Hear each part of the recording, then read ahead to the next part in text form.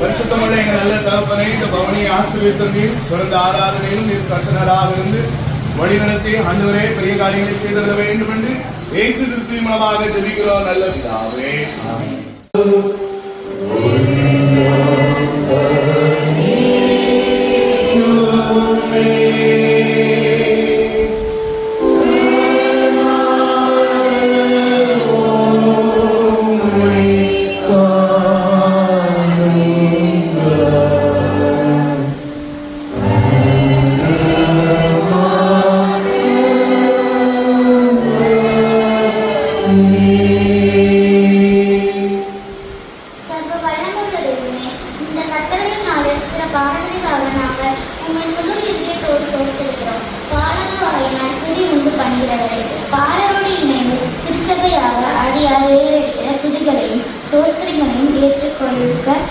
பரமதகப்பனே, இந்த ஆராதனையில் பிரசனமாகிய எங்கள் பிள்ளைகளை உமது ஆராதனையில் தாயானவள் தன் கற்பத்தின் பிள்ளைக்கு இறங்காமல் தன் பாலகனை மறப்பாரோ. மறந்தாலும் நான் உன்னை மறவேன் என்று வாக்களிய எங்கள் ஆண்டவராகிய தேவனே, எங்கள் பிள்ளைகளை உமது நாட்டினால் நிரப்பி சிறந்த கிறிஸ்தவனாக உருவாக்கி அறணும். ஏற்று அறிக்கிற ஜப விண்ணப்பங்களை ஏற்றுக்கொண்டு ஆசீர்வதிப்பீராக. உமது சிறுவசனத்தை நாங்கள் கண்டுகொள்ள உதவி செய்யும். இயேசு கிறிஸ்துவின் மூலம் மனத்தாய் மூலம் வேண்டிக் கொள்கிறோம் எங்கள் நல்ல பிதாவே. அரணைக்கு அரணாக பாமாலை 237 கீழும் கிட்னையும் 376. பாமாலை 237 கீழும் கிட்னையும் 376.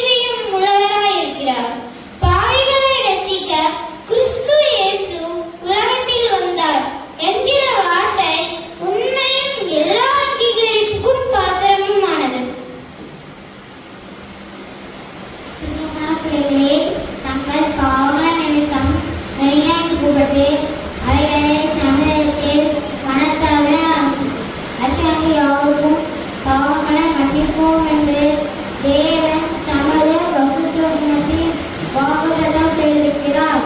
ஆகையால் நீங்கள் சுத்தத்தோடும் தாழ்மை சத்தத்தோடும் என்னுடைய கூட பரமபிரதானம் பண்ணி சேர்ந்து உங்கள் பாவங்களை கேட்டு நான் சொல்ல பிரமாணம் சொல்லி உங்களை வேண்டிக்கொள்கிறேன். ஜெபம் பண்ண கடவோம். நாம் நம்முடைய பாவங்களை அறிக்கை செய்வோம். கர்த்தராகிய இயேசு கிறிஸ்துவே, உங்கள் பிரசன்னத்திற்கு எங்களுக்கு இறங்கி உங்கள் அபிராமத்திலே எங்களுக்கு சிறுக்காகி எழுதும். உங்கள் காரியத்தின் நிலையானவை குறையும். இப்படியாக செயல்களையும் மன்னிய நாங்கள் எங்கள் நிலையினாலும் செயலாலும் பாவம் செய்கின்றோம் என்று அறிக்கையிடுகிறோம். ஆதலால் எங்களுக்கு இறக்கம் என்று மன்றாடுகிறோம். நன்மையானவைகளை எங்களை உறுதிப்படுத்தியவர்களும் எங்களையும் எங்கள் சிறைகளையும் ஆசீர்வதித்து நித்திய ஜீவனை சுதந்திரித்துக் கொள்ளும். தேவனை துணை செய்ய வேண்டும் என்று இயேசு கிறிஸ்துவின் மூலமாய் வேண்டிக் கொள்கிறோம். பொதுவான காரியத்தை எழுதுவோம்.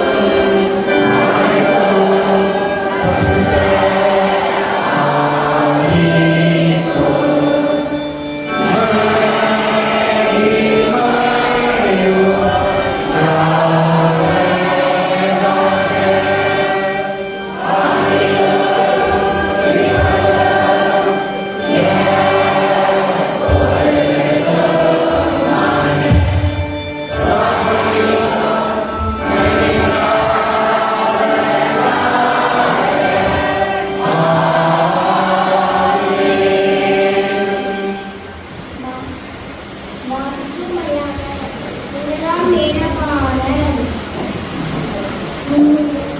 1 சாமுவேல் 3 அதிகாரம் 1 வசனம் முதல் 10 வசனம் வரை. சாமுவேல் என்னும் பிள்ளையாண்டான் எலிக்கு முன்பாக கர்த்தருக்கு பணிவிடை செய்து கொண்டிருந்தான். அந்நாட்களிலே கர்த்தருடைய வசனம் அற்புதமாயிருந்தது.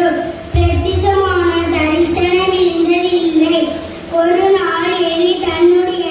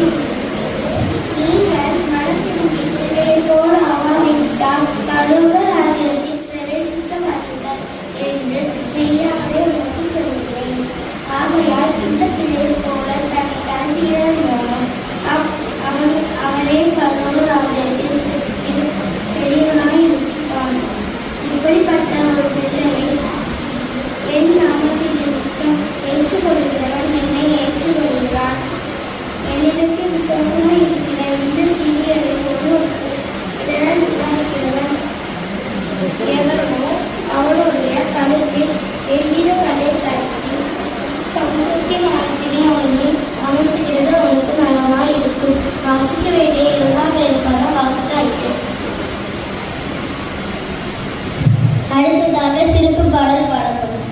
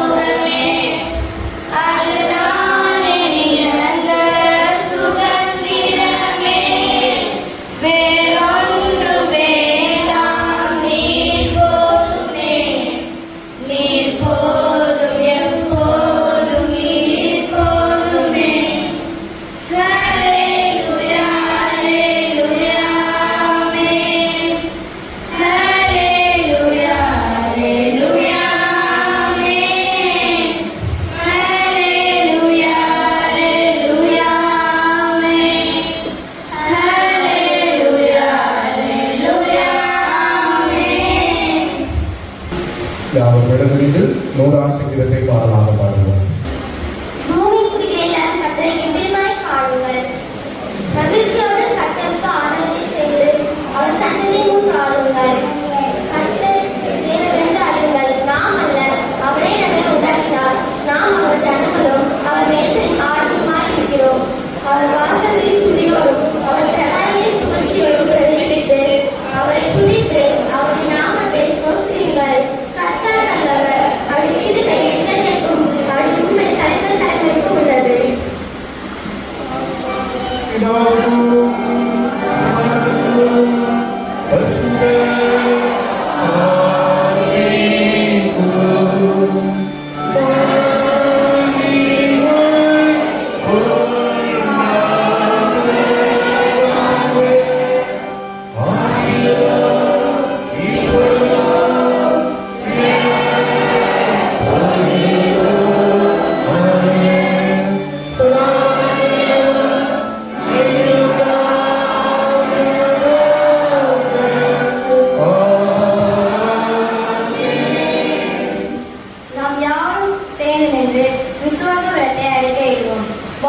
வானத்தையும் பூமியையும் படைத்த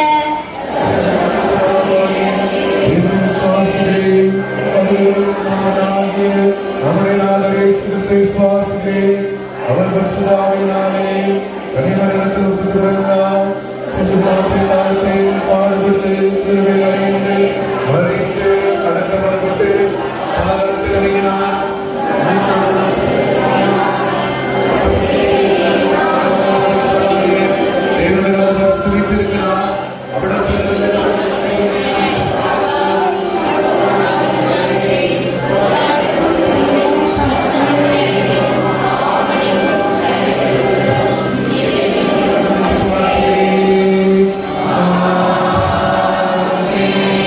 கர்த்தர்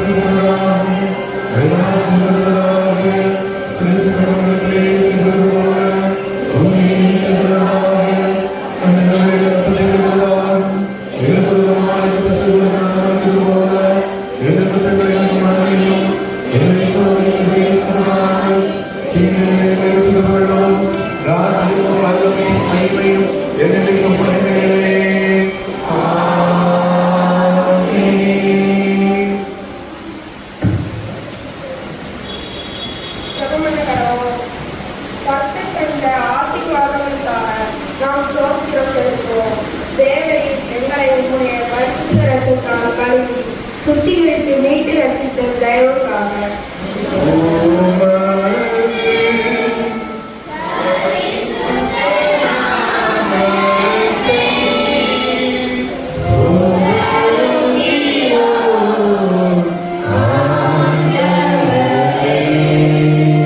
ஏனெனில் கர்த்தர் எங்களுக்கு தந்த இந்த சிறப்பான பரிசுத்த லூக்காவின் நாணயத்துக்காக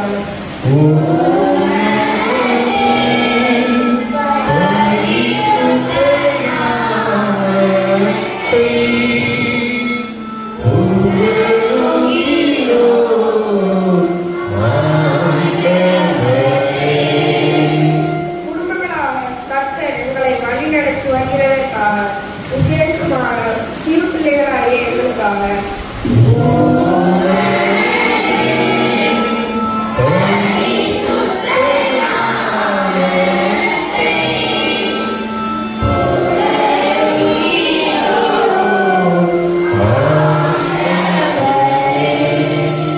சிறு பிள்ளைகளாகிய எங்களை பாதுகாத்து எங்களுக்காக பிதாவின் சமூகத்தில் நின்று மன்றாடுவதற்காக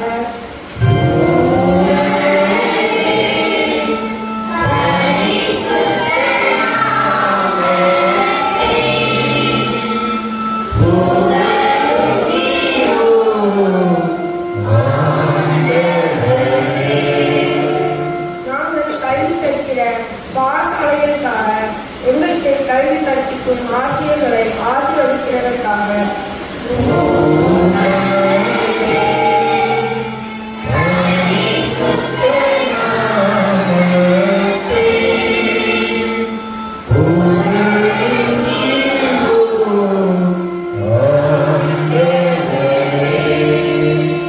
தேவதி எங்களுக்கு தந்த ஞாயிறு பள்ளிக்காக ஞாயிறு பள்ளி ஆசிரியர்களுக்காக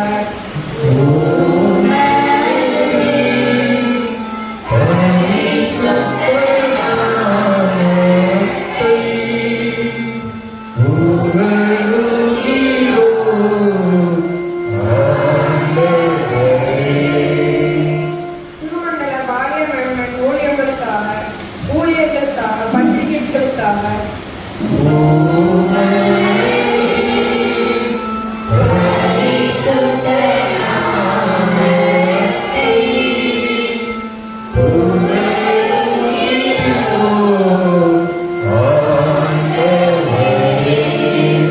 எங்களை ஞாயிறு பள்ளிக்கு அனுப்பி வைக்கிற பெற்றோருக்காக வேலை கற்றுக் கொடுக்கிற பாலருக்காக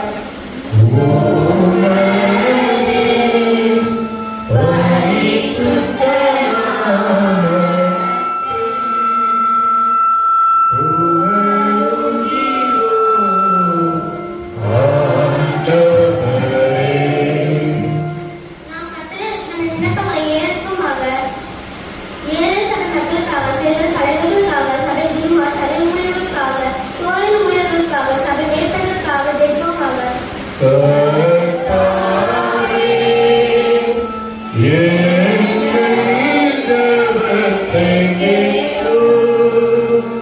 சபையின் குடும்பங்களுக்காக சிறப்பாக பெற்றோர் சகோதர சகோதரிகள் இளைஞருக்காக தெய்வமாக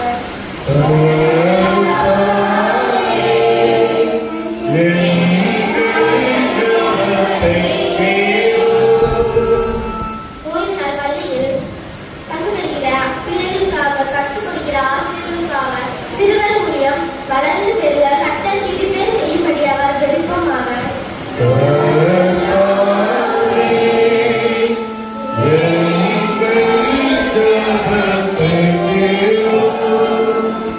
சேகரத்தின் எல்லா சபை பிள்ளைகளுக்காகவும் ஓய்வு நாள் திருப்பணிகளுக்காகவும் ஜெபிப்போமாக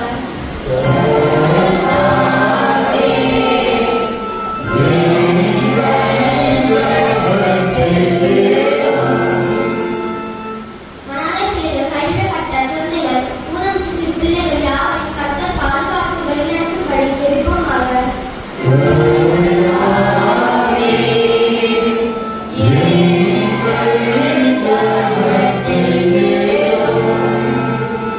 சிறு பிள்ளைகள் கல்விக்காக சுகத்திற்காக வேத அறிவில் வாழ்வதற்காக நன்மையானவைகளை தெரிந்து கொள்ள கர்த்தர் கிருபை செய்யும்படியாக ஜெபிப்போமாக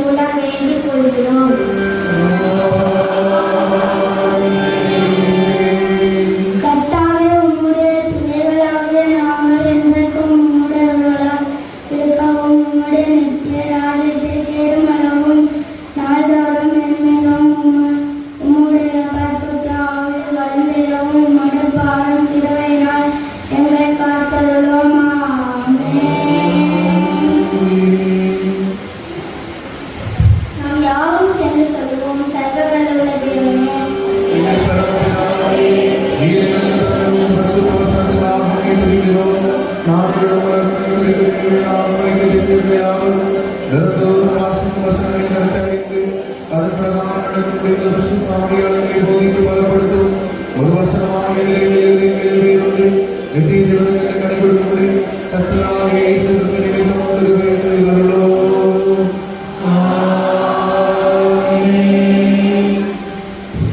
கர்த்தாவே, சிலுவை அறைந்த கிறிஸ்துவை பற்றியும் விசுவாசத்தை உம்முடைய பிள்ளைகளாகிய நாங்கள் அறிக்கையிடுவதற்கு வெட்கப்படாமல் அவர் கொடியின் கீழ் பாவத்துக்கும் உலகத்துக்கும் பிசாசுக்கும் விரோதமாக தைரியமாய் போர் செய்து மரண பரியந்தம் கிறிஸ்துவின் உண்மையுள்ள சேகரனும் ஊழியக்காரமாய் நிலைத்திருக்க கிருபை செய்ய வேண்டும் என்று இயேசு கிறிஸ்துவின் முன்னிட்டு வேண்டிக் கொள்கிறோம். ஆமென்.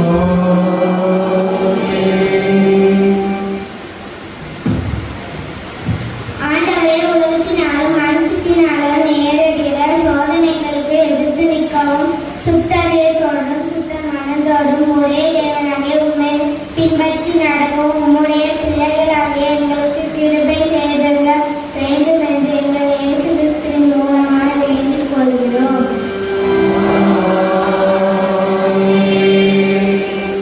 அவர்கள் 5ஆம் தேதி புதன்கிழமை மாலை 7 மணி ஆராதனை பின்பாக பெண்களை கூட்டம் ஆலயத்தில் நடைபெறும்.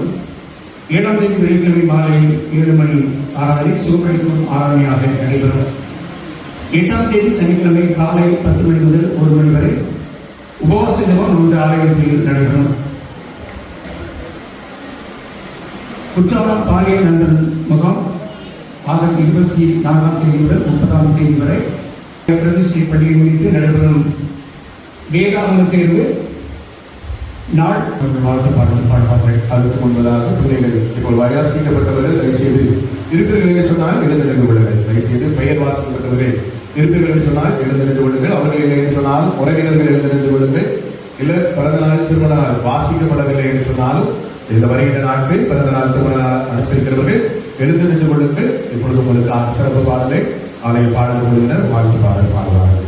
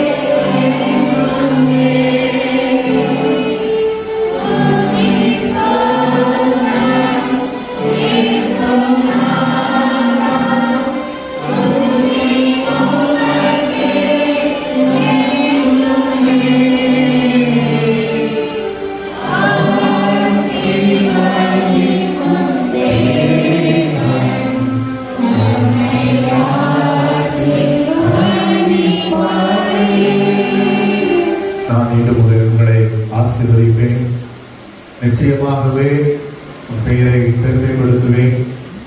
நீ ஆசீர்வாதமாக இருப்பாய் என்ற வேத வார்த்தைப்படி தகப்பனை பிறந்த நாள் அனுசரிக்கிற பிள்ளைகளுக்காக ஒரு திருமண நாள் அனுசரிக்கிற பிள்ளைகளுக்காக உடைய சமூகத்தில் வருகிறோம். நன்மையான ஈவுகளை ஆண்டவர் தொடர்ந்து தருகிறார். நீண்ட நாட்களாக நிறுத்தியாக்கி ரட்சிப்பை காண்பிக்கிறார். இயேசு கிறிஸ்துவின் மூலமாக ஜெபிக்கிறோம் நல்லவர்களாகவே. அவர்கள் கடந்த வருடத்திலும் வாலிபர் ஊழியத்தின் மூலமாக நடைபெறப்பட்ட இந்த 10 முறை தேர்விலே பரிசு பெற்றவர்களுக்கு இப்பொழுது பரிசு வழங்குவார்கள். பெயர் வாசிக்கும் போது முன்பாக வந்து நீங்கள் பெற்றுக்கொள்ள முடியாது என்கிறப்படுகிறீர்கள். மார்கெட் சிவபாக்கியம், ஷெலேமேரி, ஜாஸ்மி ஜெபசெய்தி.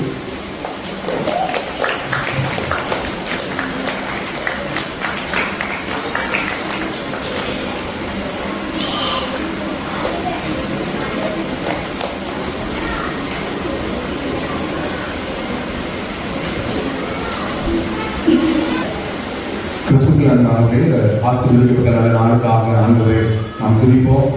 ஒருவேளை நம்முடைய பாடல்கள் தான் சிறப்பாக நம்முடைய வருங்கால திருச்சபை ஒருவேளை வாலிபர்களை சொல்கிறோம், அதே போல சிறு பிள்ளைகளும் தூண்களாக இருக்கின்றார்கள். சிறு பிள்ளைகளுக்கு இடம் கொடுத்து அவர்களை தலைவனாதிருங்கள். தேவனுடைய ராஜ்யம் அதுவரை நாம் அவர்களுக்கு இடம் கொடுத்திருக்கிறோம்.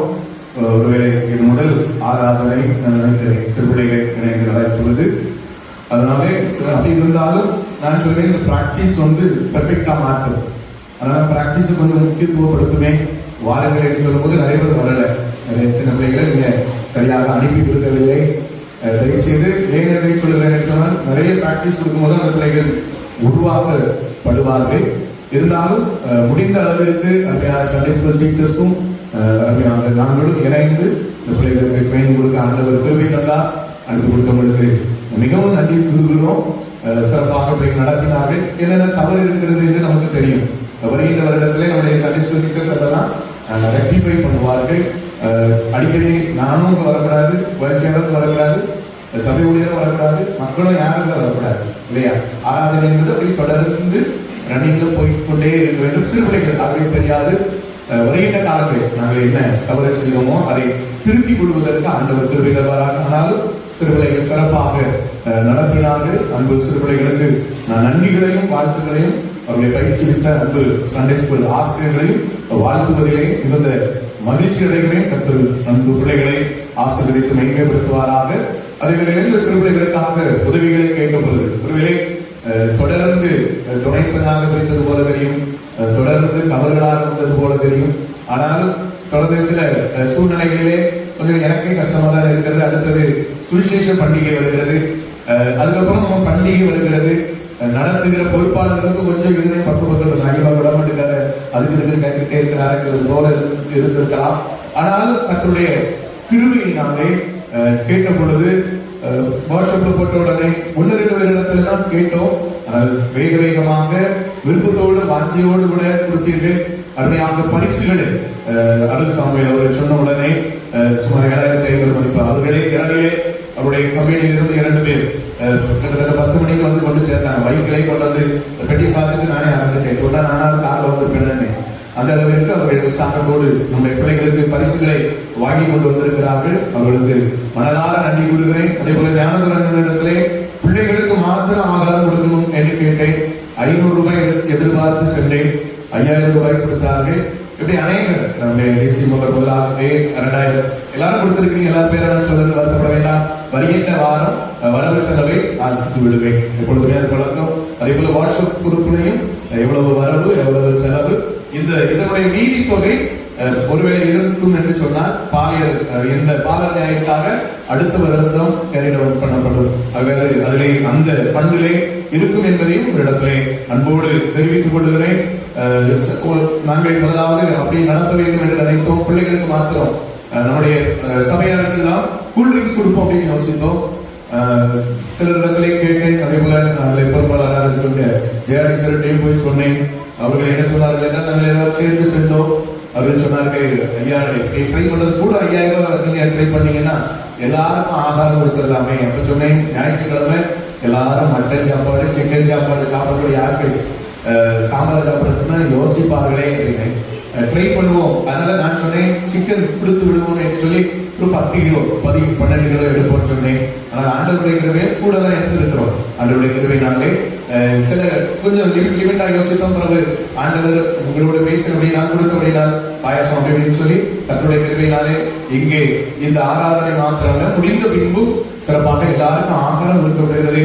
ஒன்றே கேட்டுக் கொள்கிறேன், யாரும் பார்சல் வாங்க வேண்டாம் என்று அன்போடு கேட்டுக்கொள்கிறேன். நமக்காக ஆகாரம் ஆலயத்துக்கு வருகிறவர்களுக்கு மாத்திரம் ஒருவேளை படுக்கையில் இருக்கிறாங்க, அவங்களுக்கு கொடுக்கணும்னு நினைச்சீங்கன்னா முடிந்த உடனே தயவுசெய்து வாங்கிக் கொள்ளலாம். மற்றபடி தயவுசெய்து இடையில் வாங்க வேண்டாம் என்று அன்போடு கேட்டுக்கிறேன். உங்களுடைய ஒத்துழைப்பை கொடுக்கும் பொழுது ஒவ்வொரு காரியத்தையும் சிறப்பாக செய்வதற்கு ஏதுவாக இருக்கும். உங்களுடைய ஒத்துழைப்பை அதிகமாக நாடுகிறோம். கொடுத்திருக்கிற பேர் சொல்லாமல் தான் கொடுத்திருக்கிற யாவருக்கும் மனதார நன்றிகளை வாழ்த்துக்களை பிள்ளைகளை அனுப்பி கொடுத்து அவரிடத்திலே இந்த பொருட்களை கொடுத்து விட்டிருக்கிறீர்கள். பெற்றோர்களுக்கு மனதார நன்றி கூறுகிறேன். அதே போல ஆலயம் பாடல் குழுவினர் பிள்ளைகள் இடம் கொடுத்திருக்கிறார்கள், அவர்களுக்கும் நன்றி கொடுக்கிறேன்.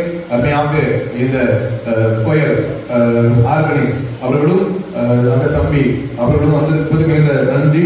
அந்த தம்பியை நான் கூடும் பொழுதெல்லாம் பிராக்டிஸ் கூடும் பொழுதெல்லாம் வந்தார்கள். அவர்களுக்கும் நான் மனதார நன்றி கொள்கிறேன். அதே போல வருகின்ற ஆகஸ்ட் 15ஆம் தேதி ஆண்கள் பண்டிகை சேகர அளவிலே நடைபெற இருக்கிறது. அதிலே செய்தி கொடுக்கும்படியாக சகோதரர் ஜே குருசிங் அவர்கள் நமக்கு வருகை இருக்கின்றார்கள். காலையில் 9 மணி முதல் மதியம் 1 மணி வரை நடைபெறுகிறது. திருவிருந்து ஆராதனையோடு கூட அவர்களுக்காக யூனிஃபார்ம் ரெடி ஆகிவிட்டது. இன்னொரு 1 வீக்ல வந்துவிடும் என்று எதிர்பார்க்கிறேன். உங்களுடைய கரங்களிலே கொடுத்துவிடும். அதனை உடுத்தி வரும்படி அவர்களுக்காக ஆண்களுக்காக ஜெபிக்கும்படி கேட்டுக்கொள்கிறேன். 100 ரூபாய் ரெஜிஸ்ட்ரேஷன் ஃபீஸ் கொடுத்து அதை எழுதப்பட்டிருக்கிறது. தயவுசெய்து கொடுக்காத கொடுங்க.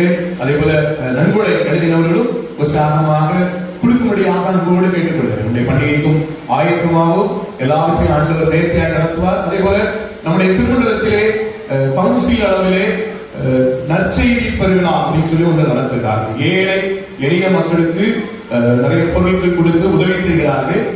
நம்ம கடந்த வருடம் நம்முடைய சேகரம் 10,000 ரூபாய் கொடுத்திருக்கிறோம். கவர் காணிக்கை பிளஸ் அதுபோக சேல்ஸ் நடத்தி இருக்கிறோம். அதே போல இந்த வருடமும் ஆண்டவருக்கு சித்தமானால் நாம் 3வது வாரம் இந்த சேல்ஸ் நடத்தலாம் என்று யோசிக்கிறோம். அதற்கும் உங்களுடைய ஒத்துழைப்பை நல்கும்படி அன்போடு கேட்டுக்கொள்கிறேன். சிறுவர்களே, வாலிபர்களே, பெரியவர்களே, ஏழைகளுக்கு உண்மையாக கொடுக்கப்படுகிறது. தையல் கொடுக்கப்படுகிறது, தையல் இயந்திரம் மற்றும் அதே போல கிரைண்டர், வீடு கட்ட முடியாதவர்களுக்கு 5,000 எல்லாருக்கும் கொடுக்க கிட்டத்தட்ட 2 லட்சம் 3 லட்சம் ரூபாய் நம்ம சேகரத்தில் செலவழிப்பாங்கன்னு நினைக்கிறேன். ஆகவே தயவுசெய்து அதற்கும் உதவி செய்யும்படி அன்போடு கேட்டுக்கொள்கிறேன். தொடர்ந்து கர்த்தர் நம்மோடு இடைபடுவாராக. நன்றி. செய்திக்கு ஆயத்தமாக பாமானை 239, கீதனும் கீர்த்தனைகளும் 378. பாமானை 239, கீதனும் கீர்த்தனைகளும் 378.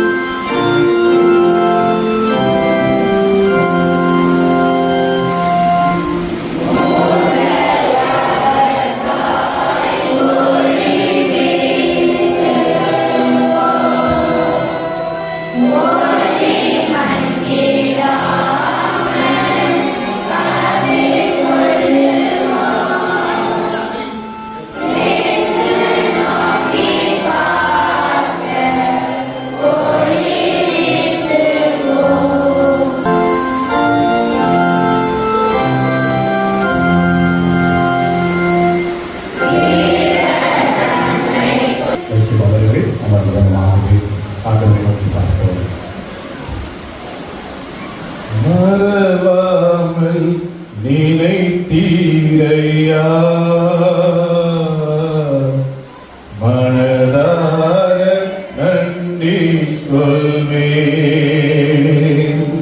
இரவும் பகலும் என்னை நினைத்து இதுவரை நடத்தினீரே.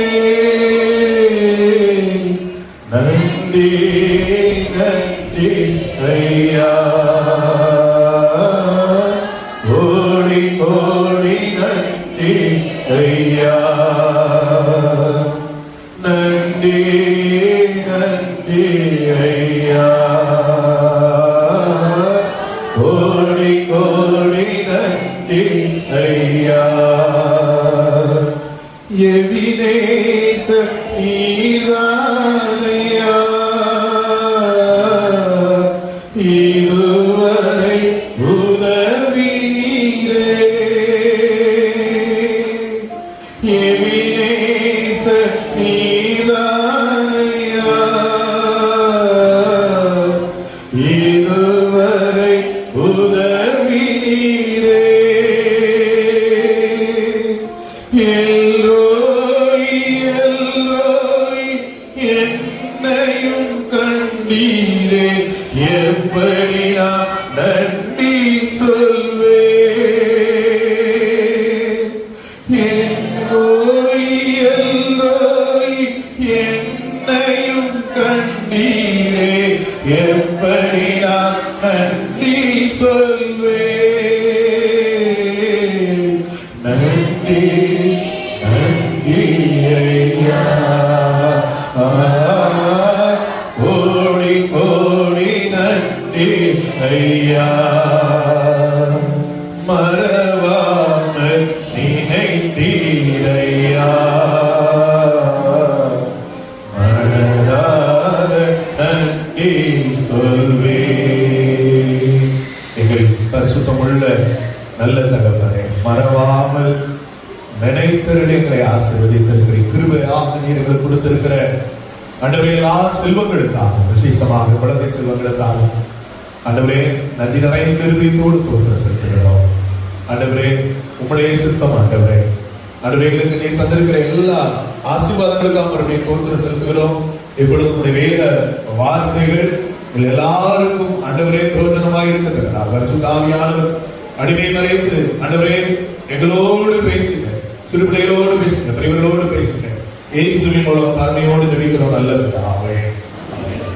கிறிஸ்துவின் அன்பானவர்களே இந்த அருமையான நாளில் ஆண்டவருடைய கிருபையும் சமாதானம் ஒவ்வொருவருக்கும் ஆண்டவர் நிரம்ப தருவாராக. ஒருவேளை இந்த ஆராதனை 26/7/2026 நடத்தியிருக்க வேண்டும். கடந்த அருமையான மாசம் கடந்த வாரத்திலே நடத்தியிருக்க வேண்டும். அவர்களே இந்த முதலாவது ஞாயிற்றுக்கிழமை நற்கருணை ஆராதனை என்பதனால் இதை நடத்துகிறோம். சிறப்பாக ஆண்டவர் அருமையான பிள்ளைகளுக்கு நான் அன்பு வாழ்த்துக்களை தெரிவித்துக் கொள்கிறேன். குட்டி பிள்ளைகளும் கவனிக்கணும், விளையாடக்கூடாது, பேசக்கூடாது. என்ன ரைட்? ஆண்டவருடைய வார்த்தை ஆண்டவர் நம்மோடு கூட இடைபடுவதாக. அதே வார்த்தை தான் அந்த வாரம் நமக்கு கொடுக்கப்பட்ட அருமையான தலைப்பு சிறுவர்களோடு கூட கிறிஸ்து.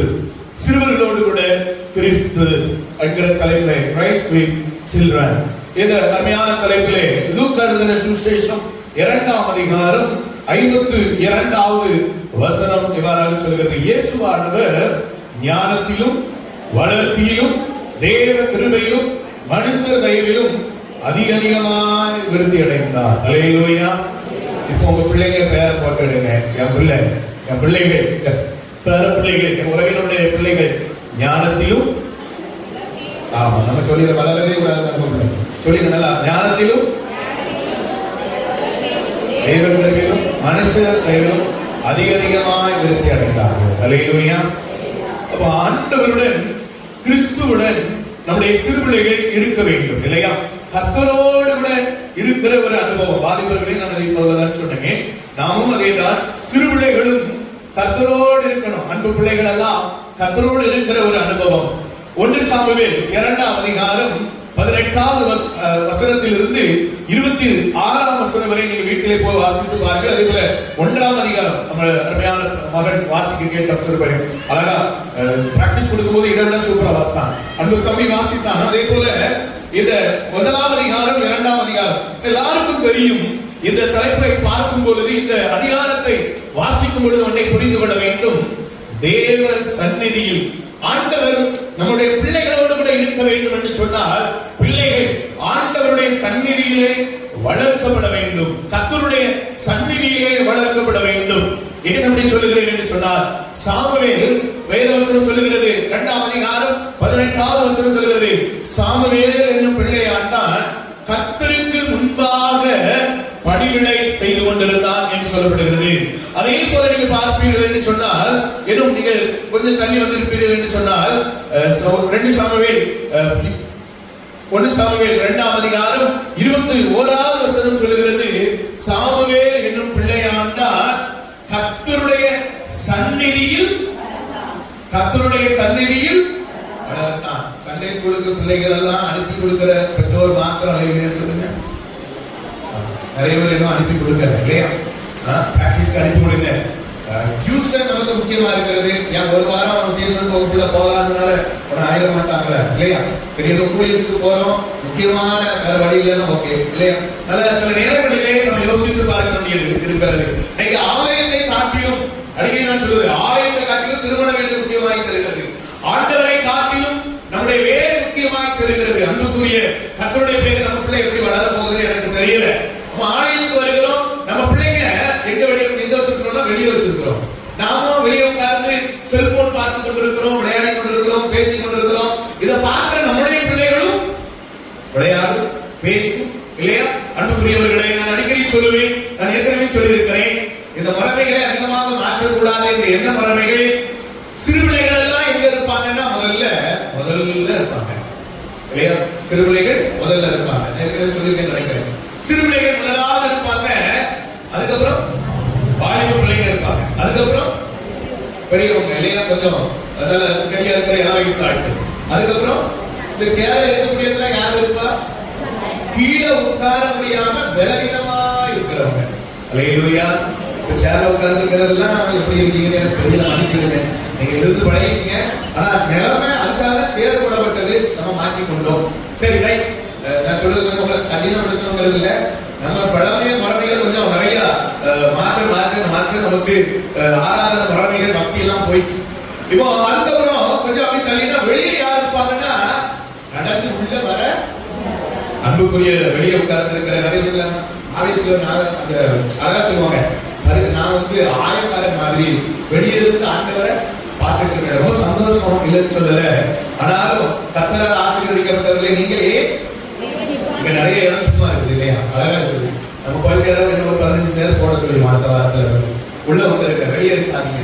இப்போ வெளியே யார் இருப்பான்னு சொல்றாங்கன்னா நடக்க முடியாத ஆட்கள், உள்ள ஏறி வாசல ஏறி வர முடியாத ஆட்கள் வெளியே இருப்பாங்க. இப்போ கார் போயிட்டு அவங்க நிறைய பெரிய ஆலயங்கள், நம்ம ஆலயத்திலேயாவது பரவாயில்ல, நிறைய பெரிய ஆலயத்துல எல்லாம் சின்ன சிறுசுலாம் எங்க இருக்குது? வெளியே இருக்குது. அவ்வளவும் நான் சொல்ற வயசான ஆட்கள், நம்ம வாசல் கல்லூரி கட்டைகள் எல்லாம் இங்க இருக்குது. அதனால அவங்க நல்லவங்களா இருக்காங்க, அதனால அவங்களுக்கு ஆண்டவர் ஆயுசு நாட்களை கொடுக்குறாங்க. இப்போ நிறைய 7 வயசுல போயிட்டு இருக்கிறதுக்கு காரணம் இதுவும் ஒரு காரணமாக இருக்கலாம். ஏன் அப்படின்னு சொல்றேன்னு சொன்னால், இது என்ன அர்த்தம் சொல்லுவார்கள் என்று சொன்னால், அதுக்காக அப்படின்னு அர்த்தம் அல்ல.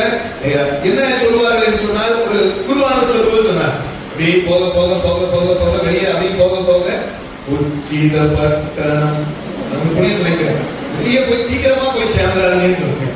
வெளியில இருந்து நம்ம உள்ள வாங்க ஐயா. அன்பு கர்த்தருடைய பிள்ளைகளை, நீங்க உள்ளே வாருங்கள், நம்முடைய பிள்ளைகளுக்கு கற்றுக் கொடுங்கள். ஆலயத்துக்குள்ள இருக்கணும்ப்பா, ஆலயத்தில் இருக்கும்போது பேசக்கூடாது, கற்றுக் கொடுக்கணும். வாங்கி தலையில கொட்டிடுவாங்க. இப்ப கொட்டினையாவே முடிச்சிருவீங்க. இப்பவே நான் சில ஆட்கள் பண்றதை பார்த்துட்டு கைவளர்த்தி பண்றாரு, நம்ம பிள்ளைங்க மாத்திரம் பண்றாரு, அப்படி இல்லை. நம்முடைய பிள்ளைகள் வளர்க்கப்பட வேண்டும். என்னையெல்லாம் அப்படி வளர்த்தார்கள். என்னுடைய மாமாவார் ஆர்கனைஸ் முதல்வரில் நான் ஆலயத்திலே அந்த ஜபத்திலே இருக்கும் பொழுது என்ன பண்ணினேன்னு சொன்னால், இந்த பெரிய வெள்ளிக்கிழமை வந்து எங்களுக்கு கொண்டாட்டம். நம்ம காலத்துல காக்கா குருவி அது முட்டை எடுக்கவும், வீடுகள்ல அருமையான கொய்யாப்பழம் பறிக்கவும், ஏன்னா எல்லாரும் ஆலயம் வந்துறாங்க, நாங்க அவங்க வீடுகளில் போயிடுவோம். அதனால இதை கவனித்துக் கொண்டே இருந்த என்னுடைய மாமா ஆர்கனைஸ்ட், 2 மாமாமார் வந்து பெங்களூர்ல இருக்கிறார், அவர் வந்துச்சாரு, கடவுட்டை கம்பெனி வைத்திருக்கிறவர். 2 பேரும் வீட்டுக்கு வரும் பொழுது 2 பேரும் கையில ஆலயத்தில் உள்ள மரத்தில் உள்ள கம்பை முறித்து கொண்டு வந்தார்கள். முழங்கால போட வச்சு முறித்து எடுத்து விட்டார்கள். எங்க அம்மா அப்பா ஒண்ணுமே சொல்லவும் முடியாது. இன்னைக்கு நாமும் அடிக்க முடியாது, குழந்தையாரும் ஒண்ணும் பேச முடியாது, நீங்களும் ஒண்ணும் சொல்ல முடியாது. அந்த பிள்ளை எப்படி வளரும்னா வளரவே செய்யாது. எப்படி வளரும்னா வளரவே செய்யாது. அன்பு கர்த்தருடைய பிள்ளைகளை, நிறைய காரியங்கள் தான் சொன்னேன். இன்றைக்கு எங்கே வளர்க்கப்படுகிறார்கள் என்று சொன்னால், ஆலயத்திலே பிள்ளைகள் வளர்க்கப்பட வேண்டும். அன்பு கர்த்தருடைய பிள்ளைகளை, ஆலய ஆராதனைக்கு போக என்று சொல்ல வேண்டும். ஆலயத்திலே ஞாயிற்றுக்கிழமை நடக்கும் சூருக்கு கூப்பிட்டு போவாதீங்க. ஆலய ஆராதனை நடக்கும்போது நம்முடைய பிள்ளைகளை திருமணம் எல்லாம் கொண்டு போகாதீர்கள். வளருங்கள். கர்த்தருடைய ஆலயத்தின் பிள்ளைகள் வளர்க்கப்படட்டும். ஆண்டவருடைய ஆலயம் முக்கியத்துவம் படுத்தப்படட்டும். இந்த ஓய்வு நாளாவது ஆலயத்துக்கு வாங்கல, ஓய்வு நாளாவது நம்ம பிள்ளைகளுக்கு கற்றுக் கொடுங்க. எதிராக கிறிஸ்துவனுடைய நிலைமை பரிதாபமாக போய்கொண்டிருக்கிற ஒரு காலத்திலே வளர்ந்து கொண்டிருக்கிறோம். நான் சொல்லுவேன், நம்முடைய பிள்ளைகளை எது வளர்க்கிறது என்று சொன்னால், நாம வளர்க்கல, நம்ம பிள்ளைகளை செல்போன் வளர்க்குது. அல்லேலூயா. சின்ன பிள்ளையே பிறந்த உடனே செல்போனை காமிச்சு வளர்க்கிறோம் இல்லையா?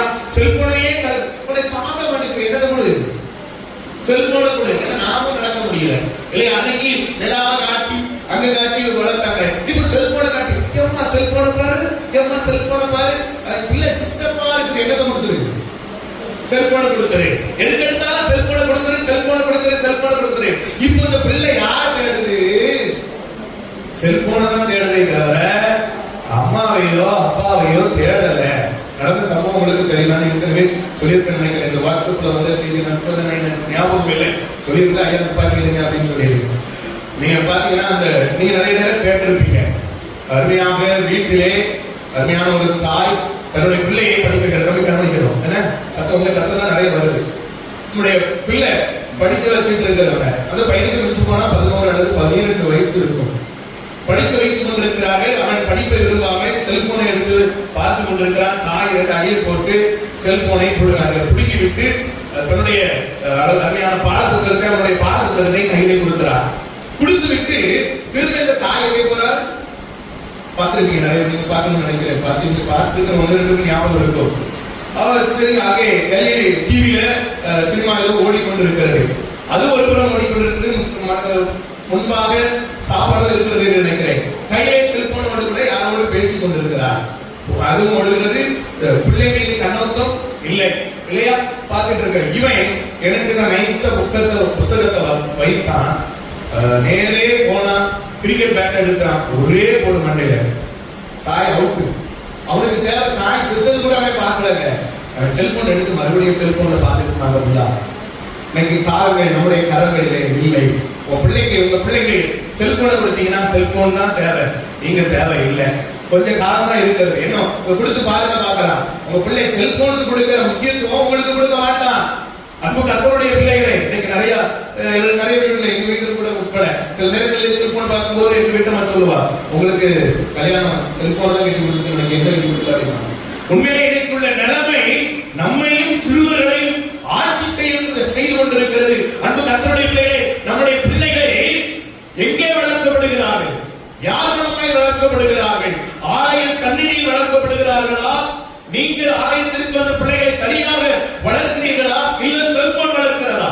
அதே போல இப்ப ரீசெண்டா மறுபடி பார்த்து செல்போனுடைய மோகம் அதிகமாக இருக்க ஒரு காலத்தை அவர்கள் சாப்பிட்டு இருக்கிறான். செல்போனை பார்த்து சாப்பிட்டு கொண்டு இருந்திருக்கிறான்.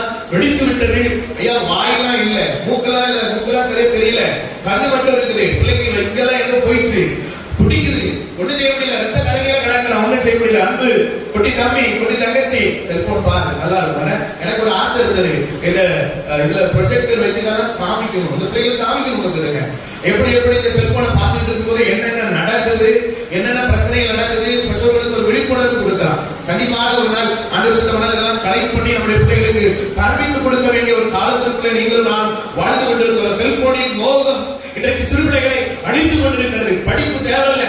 இதை கேட்க சொல்லுவோம், படிப்பு அங்கதான படிப்பு வருது. படிப்பு தவிர அத்தனையும் பார்க்கிறார்களே தவிர படிப்புக்கு முக்கியத்துவம் கொடுப்பதில்லை.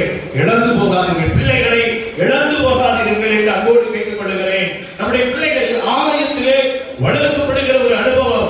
இந்த சாமுவேல் என்னும் பிள்ளையாண்டான் கர்த்தருடைய சந்நிதியிலே வளர்ந்தான். வேதம் சொல்கிறது, கர்த்தருக்கும் மனுஷனுக்கும் பிரியமாய் நடந்து கொண்டான். சாமுவேல் வளர வளர கர்த்தர் அவனோடு கூட இருந்தார் என்று பார்க்கிறோம். நம்முடைய பிள்ளைகள் வளர வளர கர்த்தர் அவனோடு கூட இருக்கிறாரா, அவனோடு வளர்கிறாரா, அவன் வளர்கிறானா என்று பார்க்கிறதற்கு நாம் அழைக்கப்படுகிறோம். நம்ம பிள்ளைகள் பைபிள் வாசிக்கிறார்களா, நம்முடைய பிள்ளைகள் ஜெபம் பண்ணுகிறார்களா, இதெல்லாம் கொஞ்சம் கவனிக்கிறோமா? நமக்கு அது பெருசா தெரியல, படிப்பு பெருசா தெரிகிறது இல்லையா? படிப்பு பெருசா தெரிகிறது, வேற எல்லாம் அதெல்லாம் கற்றுக் கொடுக்கிறோம். அவை படித்து நல்ல பெரிய ஆகிறதுல பிரயோஜனம் இல்லை இல்லையா? அவன் சொத்து சேர்க்கலாம், சொகம் சேர்க்கலாம். இன்னைக்கு எத்தனை பிள்ளைகள் பெற்றோர்களை கவனிக்காமல் கிடைக்கிறார். ஆனால் அந்த பிள்ளைகளுடைய ஆத்மா, ஒரு மனிதன் எவ்வளவு பெரிய சொத்தை சேர்த்து வைத்தாலும் அவருடைய ஆத்மா நஷ்டப்பட்டால் அவனுக்கு, உங்க பிள்ளைகளுக்கு என்னத்தை கற்றுக் கொடுக்கிறார்? கோடி கோடியா சம்பாதித்து வைத்து இன்றைக்கு இயேசு கிறிஸ்து வருவார் என்று சொன்னால் அவன் எங்கயா போவான்? அவன் சேர்த்து வச்சதெல்லாம் எங்க போவான்? உங்க பிள்ளைகளுக்கு சேர்த்து வச்சதுல எங்க கொண்டு கொடுக்க போறீங்க? இல்ல ஆண்டவரத்துல கொண்டு கொடுக்க போறீங்க. ஆண்டவரே சேர்த்து வச்சு என் பிள்ளைகளுக்கு சேர்த்து வச்சு, அதை சேர்த்து வச்சு, இதை சேர்த்து வச்சு, அதனால பரலோகத்துக்கு இடம் சொல்லிட முடியுமா? நீங்க பரலோக விழிப்புணர்வும் இல்லாமல் போகிற ஒரு காலம்.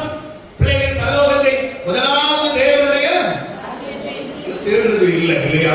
நான் யோசித்து பார்ப்பேன், அருமையான அந்த பிள்ளையை கேட்கும் பொழுது இல்லையா, அந்த ஸ்திரீ தன்னுடைய பிள்ளைகளாக கஷ்டப்பட்டு வேதனை இருக்கிறது. அது ஒரு பெரிய நம்ம ஆட்கள், சின்ன பிள்ளைகள் இந்த கல்யாணம் முடிஞ்ச உடனே நம்ம ஆட்கள் இருக்கிறாங்களே சும்மா இருக்க மாட்டாங்க. நான் கல்யாணம் முடிஞ்ச உடனே 1 மாசம் முடிஞ்ச உடனே என்ன ஏதாவது விசேஷம் இருக்கா யார் இருந்தவங்களுக்கு சொல்லி அனுப்புவாங்க, அமைதியா கிடாங்க இல்லையா. ஒரு 2 மாசம் என்ன 2 மாசம் ஆயிட்டா என்ன 1 வருஷம், அவங்க நல்ல சந்தோஷமா இருப்பாங்க. அதை கெடுக்கிறது போய் இது என்ன அப்படின்னு கேட்டு புண்ணாக்கி அவங்கள முன்னெல்லாம் ஆக்கி அவங்க மகிழ்ச்சியா இருந்தா அவங்க மகிழ்ச்சியில கொஞ்சம் நம்ம பாசல மண்ணலி போட்டுட்டு வந்தா நமக்கும் கொஞ்சம் நிம்மதியா இருக்கும் போல வைக்கிறது இல்லையா. அதே போலதான் இந்த அண்ணனை குறித்து வேதம் ரொம்ப கஷ்டப்பட்டு வேதனைப்பட்டு அவளை குறித்து வேதம் சொல்றது மிகவும் மன கஷ்டம்.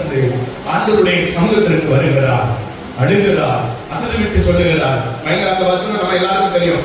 நல்ல ஆண்டவரிடத்துல தன்னுடைய இருதயத்தை ஊற்றி விட்டார். இருதயத்தை ஊற்றி விட்டு அதை பார்க்கிறவங்க எல்லாம் வித்தியாசமாய், ஊழியக்காரன் கூட வித்தியாசமாய் தெரிந்தது. பிடிச்சிருக்கியா எடுத்திருக்கியான்னு கேட்டாங்க, இல்லையா மனக்கலே சொல்ல ஸ்ரீ என் இருதயத்தில் உள்ளதெல்லாம் ஊற்றி விட்டேன். ஆண்டவருடைய சமூகத்திலே ஊற்றி விட்டால் அவள் கேட்ட விண்ணப்பத்தின்படியே உனக்கு உண்மையிலே ஆண்டவர் அவ என்ன கேட்டா வேதத்துல அவ அழகா சொல்றான், மரபாட மரபாமல் நினைத்தது ஆண்டவரே என மரபாமல் நினைத்தாரு எனக்கு ஒரு. அப்ப ஆண்டவருடைய வார்த்தை வருகிறது, நீ கேட்ட விண்ணப்பத்தின்படியே ஆலயத்துக்கு வருகிறீங்க. அன்பு கர்த்தருடைய பிள்ளைகளே, உங்கள் குழந்தைகளுக்காக இருக்கலாம், உங்கள் பிள்ளைகளுடைய வாழ்க்கைக்காக இருக்கலாம். இந்த அருமையான அண்ணாவை போல இருதயத்தை எந்த ஒரு காரியமாக இருந்தால் ஊற்றி நம்முடைய பிள்ளைகளுக்காக வேதம் சொல்லுது. அருமையான பிள்ளைகளை அவர்களை ஆண்டவர் சிலுவையை தூக்கி சுமக்கும் பொழுது ஆண்டவருக்காக இயேசு கிறிஸ்துவுக்காக அழுதவர்களை பார்த்து இயேசு கிறிஸ்து சொன்னார், எனக்காக அழ வேண்டாம், உங்களுக்காகவும் அழுது. உண்மையிலே ரொம்ப அழகும், கண்ணீர் வெடிச்சு அழும். பிள்ளைகள் எல்லாம் காக்கணும்னா நம்ம கருத்துல இல்லவே இல்லை, நம்ம கருத்துல இல்ல. எத்தனை பேர் உங்க பிள்ளைங்க வீட்டுல இருந்து போகும்போது சிலுவை போட்டு நடிகன்னு சொல்றதுதான் ஜோமணி அனுப்புறீங்க. எத்தனை பேர் ஆலயத்துக்கு கூட்டு வந்து ஜோமணிக்கு ஸ்கூலுக்கு கூட்டு போறீங்க.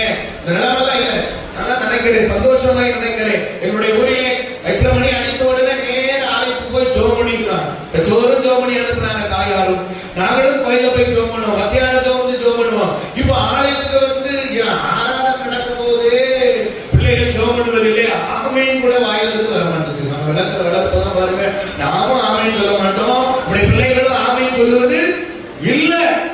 ரொம்ப வருத்தம். சில நேரத்தில் பெயர் கூட ஆமைன்னு சொல்லாது, ரொம்ப வருத்தமா இருக்கும். இந்த பையன் நல்ல பையன் நினைக்கிறேன், நான் பாக்கல இல்லையா, நல்ல பையனா இருப்பாங்க நினைக்கிறேன். நான் உங்களை தான் சொல்லுவோம், வருத்தப்பட்டாருங்க. இன்னைக்கு உள்ள நிலைமை பரிதாபம். ஆமை கூட கேட்டு வாங்க வேண்டிய ஆலயத்துல நம்ம ரொம்ப கேவலமாய் போய் கொண்டிருக்கிற முறைகளை நான் உங்களுக்கு சொல்லிக் கொண்டிருக்கிறேன். அப்ப யாரிடத்தில் இருந்து ஆரம்பிக்க வேண்டும்? சிறுபிள்ளைகளிடத்திலிருந்தே கற்றுக் கொடுக்க வேண்டும். இந்த ஸ்ரீ ஆண்டவரிடத்திலே போய் மறவாமல் என்னை நினைத்தவர்களே, ஆண்டவரே ஒரு ஆண் பிள்ளையை தாரும்.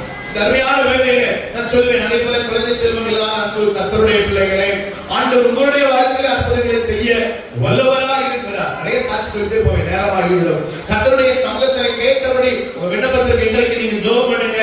அடுத்த வருஷம் ஆண்டவருக்கு சித்தமானால் இப்படிப்பட்ட ஆராதனையோடு கூட ஆண்டவர் பெற்றெடுக்கையும் கிருபை தருவாராக உங்கள் பிள்ளைகளுக்கு. ஆண்டவர் எத்தனையோ நன்மைகளை செய்கிறார். ஆகவேதான் என்ன சொல்லுகிறார், ஆண்டவரிடத்தில் ஒரு பொருத்தனை பண்ணுகிறார். கர்த்தருடைய சமூகத்தில் வந்துவிட்டு என்ன பொருத்தனை பண்ணுகிறார் தெரியுமா? ஆண்டவரே, பால் மறந்த உடனே நான் என்ன செய்தேன், கொண்டு போய் பிள்ளைக்கு எத்தனை வயசுங்க, பிள்ளைக்கு எத்தனை வயசு, எத்தனை வயசு சொல்லுங்க. தம்பி கொண்டு தம்பி கவனிங்க, பிள்ளைக்கு எத்தனை வயசுல சேர்த்தாங்க? 1 வயசுல அம்மாவும் அப்பாவும் கூட கிடையாது, ஆலயத்துல கொண்டு வந்து விட்டுட்டாங்க. இப்போ நம்ம சொல்றோம், என் பிள்ளை ரொம்ப சின்ன பிள்ளையா இருக்கு, அதனால ஆலயத்துக்கு சொல்லியது எனக்கு வருதுன்னு யாருமே இல்லை. அண்ணா தன்னுடைய பிள்ளையை கொண்டு ஆலயத்துல விட்டுட்டா. நல்லா யோசித்து பாருங்க, அந்த தாய்க்கு எப்படி இருந்திருக்கும். குழந்தையே இல்லாதவள், குழந்தை பாசமா இருக்கும், நேசமா இருக்கும் இல்லையா, விருப்பமா இருக்கும். அவர் அதெல்லாம் நினைக்கல, அவர் வந்தாரு, அவருக்கே கொடுத்துறேன்னு கொண்டு வந்து எங்க கொடுத்தாச்சு, ஆலயத்துல கொண்டு வந்து 1 வயசுல கொண்டு வந்து விட்டாச்சு. அந்த பிள்ளை எப்படி வளர்ந்திருக்கும். அதனால சொன்னேன், இந்த ஆலயங்களை கொண்டு வந்து விடுங்கள், வளர்க்கப்படுவான், வளர்க்கப்படுவான். அன்பு கர்த்தருடைய பிள்ளைகளை, உங்க பிள்ளைகள், உங்களுடைய பிள்ளைகள் கர்த்தருடைய சந்நிதியிலே வளர்க்கப்பட வேண்டும். அது எத்தனை வயதா இருந்துட்டு போகட்டும். பிள்ளைகளை குறித்து சாக்குக்கு சொல்லாதீங்க. பிள்ளைகள் நிமித்த ஆலயத்துக்கு வர முடியவில்லை, பிள்ளைகள் நிமித்த நான் சுபிக்க முடியவில்லை சொல்லாதீங்க. அண்ணால் சொல்லவில்லை, 1 வயதாக இருந்தால் ஆலயங்களை கொண்டு வந்து அவருடைய பொருத்தனை நிறைவேற்றினதை பார்க்கிறோம். 1 வருஷத்துக்கு ஒழுங்கானா வந்தா இல்லையா, வந்தா இல்ல. அது போல ஆண்டவர் அந்த பிள்ளைகளிடத்துல தான் கூப்பிட்டதை நாம் பார்க்கிறோம். அதை 2வது சொல்றேன். அதுல முதலாவது நம்முடைய பிள்ளைகள் ஆலயத்திலே தேவ சந்நிதியிலே வளர்க்கப்பட வேண்டும். இரண்டாவது, நம்முடைய பிள்ளைகள் கூட ஆண்டவர் இருக்க வேண்டும் என்று சொன்னால், கர்த்தருடைய வார்த்தை சொல்லுகிறது தேவ ஆவியிலே வளர்க்கப்பட வேண்டும். பிள்ளைகள் ஐயா வெறும் ஆலயத்தில் வளர்க்கப்படுகிறது மாத்திரமல்ல, இந்த காலம் பரிசுத்த ஆவியானவருடைய காலம். தானியேலோடு ஒரு விசேஷித்த ஆவி இருந்தது, யோசேப்போடு விசேஷித்த ஆவி இருந்தது, எஸ்தரோடு இருந்தது. அன்பு கர்த்தருடைய பிள்ளையே, உங்களுடைய பிள்ளையா பிள்ளை ஆவியில வளரணும், மாம்சத்துல வளருது. நம்ம பிள்ளை மாம்சத்துல நல்லா வளருது, பூஸ்ட் கொடுக்கிறோம், ஹார்லிக்ஸ் கொடுக்கிறோம், நம்முடைய பிள்ளைகளுக்கு தேவையான அத்தனை டியூஷன் கொடுக்கிறோம். மாம்சத்துல நம்ம பிள்ளைகள் வளர்க்கப்படுகிறது. என்றைக்காவது உங்க பிள்ளைய ஆவியில வளர்ப்பதற்கு சண்டே ஸ்கூலுக்கு அனுப்பி கொடுங்க, ஆலயத்தில் கொடுங்க. ஏன்னா ஆவியை காட்டிலும் வேதவசனம் சொல்றது மாம்சம் பலவீனம் உள்ளது, ஆவியோ. ஆனால் இந்த ஆவியை காட்டிலும் மாம்சம் கொஞ்சம் பலமா இருக்குது அப்படின்னு சொல்லுவாங்க. என்ன பலன்னா அது உலக பிரகாரமான பலம் இருக்குது, இழுத்திருக்கிறது. அப்ப ஆவிக்குரிய காரியங்களை பிள்ளைகளுக்கு கற்றுக் கொடுக்க வேண்டும். பிள்ளைகள் வேதாகமத்தை வாசிப்பதற்கு ஐயா அங்க கூட்டம் நடக்குது, சின்ன பிள்ளை கூட்டம், நம்மளே கொஞ்சம் சேர்த்துருவோம். அங்க டியூஷன் நடக்குது ஃப்ரீயா, அது கொண்டுதான் சேர்ப்போம். ஆனா இப்படிப்பட்ட ஆவிக்குரிய கூட்டங்கள் பிள்ளைகளுக்கு தேவையான காரியங்கள் என் பிள்ளை ஆவியில வளரட்டும். வேதம் சொல்கிறது இயேசு கிறிஸ்துவை குறித்து அந்த பிள்ளை ஆவியிலே வளர்ந்து பலன் கொண்டது. நம்ம பிள்ளைகள் மாம்சத்திலே வளர்ந்து பலன் கொள்கிறது. ஆவியிலே நம்முடைய பிள்ளைகள் வளர்கிறதா, மாம்சத்திலே வளர்ந்து கொள்கிறது? ஐயா நான் சொல்லுவேன், அருமையான ஆசாரியனுடைய ஏழைத்திலே எங்கேயா வளர்ந்துச்சு? ஆலயத்துல தானே வளர்ந்துச்சு. பிரயோஜனம் இல்லையே. என் பிள்ளைகள் ஆலயத்துல வளரலாம், பிரயோஜனம் இல்லை. ஆவியில வளரலையா? ஆவியில வளரல, மாம்சத்துல வளர்ந்துச்சு. அந்த பிள்ளைகள் ஆலயத்துல வளர்ந்தது உண்மை, ஆனால் ஆவியில் வளரவில்லை.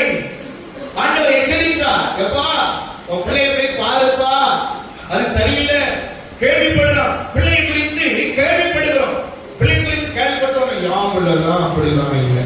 ஒரே வார்த்தை முடிச்சுருவோம், யாமில்லாம் அப்படி இல்ல. கேள்விப்படுறோம்னா ஏதோ ஒரு பகைய போய் தான் என்ன செய்யுது, கேள்விப்படுது இல்லையா? கேள்விப்படுகிறோம். அதே போலதான் இந்த ஏழைக்கு கேள்விப்பட்டான். கேள்விப்பட்ட உடனே கூப்பிட்டு, ஐயா எப்பா இப்படி அன்பான கண்டித்தான், நீ இப்படி செய்யறது நல்லதில்ல. எப்ப ஆலயத்துக்கு வர்ற காணிக்கைய திருடுவது நல்லதல்ல. வழிய ஆண்டவருக்கு கொடுக்க நீ எடுக்கிறது, நீ ஆசாரியுடைய பிள்ளையா இருந்தாலும் எடுக்க கூடாதப்பா. அவ்வளவுதான் சொல்லலாம், இவ்வளவுதான் சொல்லலாம். நீங்களும் நானும் அதே மாதிரி பிள்ளை இருக்கிறோம், இப்படி கேள்வி பண்ணுவதுக்கு பாத்துக்கன்னு சொல்லக்கூடாது. ஆண்டவர் அதை காட்டிலும் மேலானதாக எதிர்பார்க்கிறார். ஒருவேளை நீதிமொழிகளை நீங்கள் வாசித்து பார்ப்பீர்கள் என்று சொன்னால், நீதிமொழிகள் அழகாக அங்கே நமக்கு கற்றுக் கொடுக்கிறது இந்த பிள்ளைகளை எப்படி வளர்க்க வேண்டும். 13:24 சொல்லுகிறது, பெறாமை கையாளாதவன் தன் மகனை உடனே சொல்லுங்க, ஒத்தை கொடுத்து வச்சிருக்கீங்க, அப்படியா அடிக்க விட்டால் அது பின்னால உங்களையும் அடிக்கும், பெருவுள்ளவர்களையும் அடிக்கும், அடியும் வாங்கி நிற்கும். அதை புரிந்து கொள்ளுங்கள். பிள்ளைகளுக்கு செல்லம் கொடுத்து கொடுத்து கொடுத்து இன்னைக்கு ஒருவேளை அதை எப்படி சொல்றது, நான் சொல்றது சைக்காலஜிஸ்ட்ல உள்ளவர்கள் சொல்லுறாங்க, அந்த பிள்ளைகளை திட்டாம அடிக்காம பொம்பளை பிள்ளையா இருந்தாலும் சரி ஆம்பளை பிள்ளையா இருந்தாலும் சரி அப்படி வளர்க்கிறதுனால இந்த பிள்ளைங்க கல்யாணம் கட்டி கொடுக்கும் போது அங்க போய் புருஷன் ஒரு வார்த்தை சொன்ன உடனே எங்க வீட்டுல தான் அப்படி இல்ல, மாமியார் சொன்ன உடனே எங்க வீட்டுல தான் அப்படி இல்லைன்னு தாங்கிக் கொள்ளக்கூடிய சக்தி இல்லை. நம்ம பிள்ளைகளை பெற்றோர்கள் திட்ட வேண்டும், ஆசிரியர் திட்டோட நாம போய் ஆசிரியர்கள் அடிக்க போயிருக்கிறோம். அதனால நம்ம பிள்ளைகள் விளங்காமல் போய் கொண்டிருக்கிறார்கள். வேதம் கற்றுக் கொடுக்கிறது, பிறப்பை கையாளாதவன் தன் மகனை பகைக்கிறான். 22ஆம் அதிகாரம் 15வது வசனம் சொல்கிறது, பிள்ளைகளுடைய நெஞ்சில என்ன ஒட்டி இருக்குமா, அதை எது அகற்றுமா? ஆமா, கண்டனையும் பிறப்பு அகற்றுமா? 26 நீங்க சொல்லிட்டாரு, நீங்க போய் அடிச்சுட்டாங்க, அதையும் கவனமா இருங்க. 23ஆம் அதிகாரம் 13வது வசனம் 14வது வசனம் வேதம் சொல்லுகிறது, பிள்ளையை கண்டியாமல் விடாதே, அவன் பிறப்பினால் அடித்தால் பிறப்பினால் அடிக்கிறதினால் அவனுடைய ஆத்மாவை நீ என்ன செய்வான், தப்புவிப்பார். அது பிள்ளை அதுக்காக அடிக்கடி சில காய்கறிகளுக்கு அடிச்சு கொண்டே இருக்கும். அடிக்கிற அடி அந்த ஒட்டிருக்கலாம் பிதந்து போகும். சில ஆட்கள் ஒரு பிரச்சனை ஒரு சபையில பண்ணும்போது அது வந்து அருமையான ஒரு சகோதரர் வந்தாரு, ஐயா நீங்க சொன்ன மாதிரி என் பிள்ளைய முன்பு, ஆனா இப்போ அப்படி வளர்க்க முடியுமா எனக்கு தெரியல, முழங்கால் போட்டு அடிச்சு அடியில முழங்கால ரத்தம் கையில ரத்தம், என் வீட்டம்மாவை கூட்டி ரூம்ல ஒதுக்கி வச்சுட்டேன், என் பிள்ளைய கொண்டுறாதையா கத்த அனுப்புறான் போட்ட அடியில் இன்னைக்கு ஊழியக்காரனா இருக்கான் ஐயா அப்படின்னா. சில நேரங்களிலே ஊழியக்காரனா இருக்கிறான். இப்போ நீங்க அனுப்புனா தூக்குல தூங்கிடுவான். கேஸ்னாலே தூக்குல 9ஆவது படிக்கிறதுலயே அவளுக்கு என்னன்னு தெரியல, அவளுக்கு என்ன வாழ்க்கைன்னா என்னன்னு தெரியுமா, நடக்கணும்னு தெரியல. ஆனா அந்த பிள்ளை என்ன செய்யறது, உடனே தூக்குல தூங்கிடுறாரு. அதுக்கு பயந்தே இப்படி தூக்குல தூங்கிடுவேன் பயமுறுத்தே நம்ம பிள்ளைங்க நம்மளை வளர்க்குது. அது எங்க போய் நீங்க போகுதோ தெரியல. ஆண்டவருடைய கரத்துல தான் நம்ம பிள்ளைகள் எல்லாம் வளர்ப்பது. உங்களுடைய கரத்துல, என்னுடைய கரத்துல நம்முடைய பிள்ளைகள் இல்லவே இல்லை. ஆனா வேதம் சொல்லிக் கொடுக்கிறது. ஏன் இதை சொல்லுகிறேன் என்று சொன்னால், நீங்கள் பார்ப்பீர்கள் என்று சொன்னால், எனக்கு அருமையான கர்த்தருடைய பிள்ளைகளே, அந்த வேதத்தை தெளிவாய் போடப்பட்டிருக்கிறது. ஏலி வேதவசனத்திலிருந்து ஆண்டவர் சொல்றாரு, என்னை காட்டிலும் உன் பிள்ளையை நீ மதிப்பானே. ரொம்ப வித்தியாசமான வார்த்தை. ஆண்டவர் கேட்கிறாரு, என்ன காட்டிலும் உன் பிள்ளை வளர்க்க முக்கியமா? பிள்ளை வளர்த்திய முதிர்காலத்துல உன்னை நல்லா நடக்கும் ஐயா, உன்னை இல்லையா நல்லா அவன் பார்த்துக்கிடுவான். ஆண்டவர் அப்படிதான், என்ன காட்டிலும் உன் பிள்ளைய நீ மதிப்பியோ இல்லையா? என்னை கணம் நீளம் பண்ணுகிறவர்களை நானும் பண்ணுவேன் அப்படின்னு சொல்லி ஆண்டவர் அப்பா நினைச்சு பார்த்தா, ஏன் ஏலி கேட்டான், சத்தம் போட்டான் ஐயா, சத்தம் போட்டது தானே. அதையும் தாண்டி கண்டனம் இருக்கல.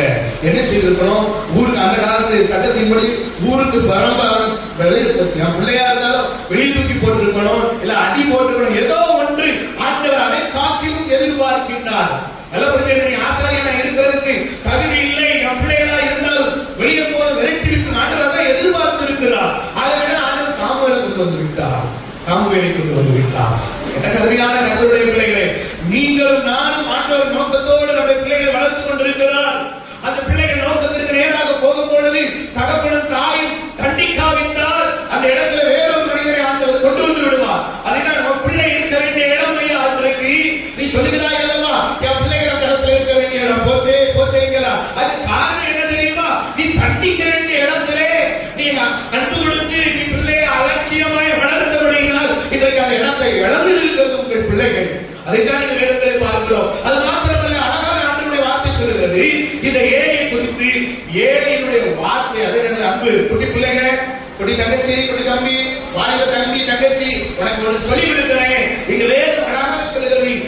ஏலி சொன்னதை, தகப்பன் சொன்னதை கேளாமல் போனபடியினால் ஆண்டவர் அவர்களை சங்கரிக்க சித்தமானார். அன்பு தகப்பனே, அன்பு தாயே, நீ உன் பிள்ளையை அடிக்க மறந்தால் கர்த்தர் அடிப்பார். அவன் தப்பு பண்ணும்போது நீ அடிப்பதற்கு மறந்தால், உன் பிள்ளை தப்பு பண்ணும்போது சின்ன வயசுதானே அப்படி நீ விட்டுக்கிட்டே இருக்கும் பொழுது வேதம் சொல்லுகிறது. அதே நேரத்தில் அன்பு தம்பி தங்கச்சி சொன்ன அம்மா அப்பா அன்பா சொல்லும்போது திருந்திருமா, நீ திருந்த அம்மா அப்பாவுடைய அன்பை அலட்சியம் பண்ணுவாயானால், கடிந்து கொள்வதை அலட்சியம் பண்ணுவாயானால் என் ஆண்டவருடைய அடிக்கிறவரைக்கு சுத்தமாய் மாற்றிவிடுவார். இது வேறும் சொல்லிக் கொடுக்கிற வசனம் இருக்கிறாரு இல்லையா? ஆண்டவருடைய வசனம் வீட்டுல போய் நல்லா வாசித்து பாருங்க. கர்த்தர் அடிக்க சித்தமாய் மாறிவிட்டார். தகப்பன் சொல்லை கேளாமல் போவாயோ? அன்பு தம்பி, அன்பு தங்கச்சி, உன் தாயின் போதகத்தை தள்ளுவாயோ?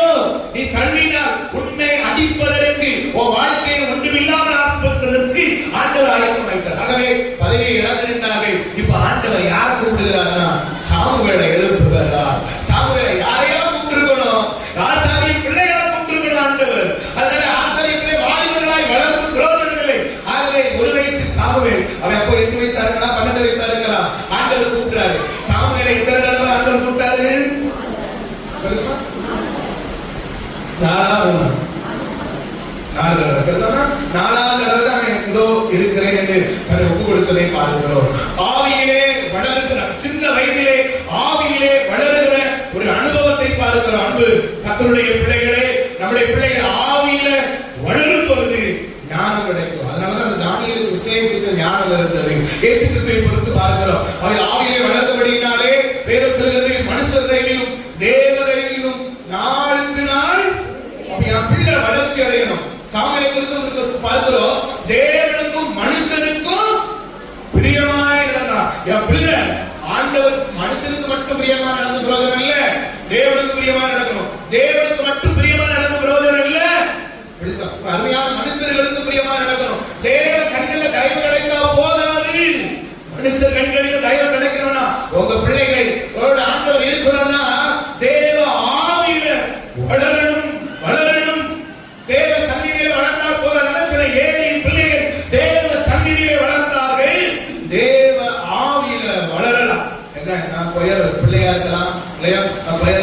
நான்லாம் பையனுக்கு மார்க்கு தட்டலாம், நான்லாம் ஐயர்வாடி பிள்ளைன்னு மார்க்கு தட்டலாம், நான் சபை ஊழியர் பிள்ளைகள் ஆர்கனைஸ்ட் பிள்ளைகள் மார்க்கு தட்டலாம், நான் சபையில கமிட்டி மெம்பர், இதெல்லாம் தேவ சந்நிதியை வளர்க்கப்பட்டிருக்கலாம்.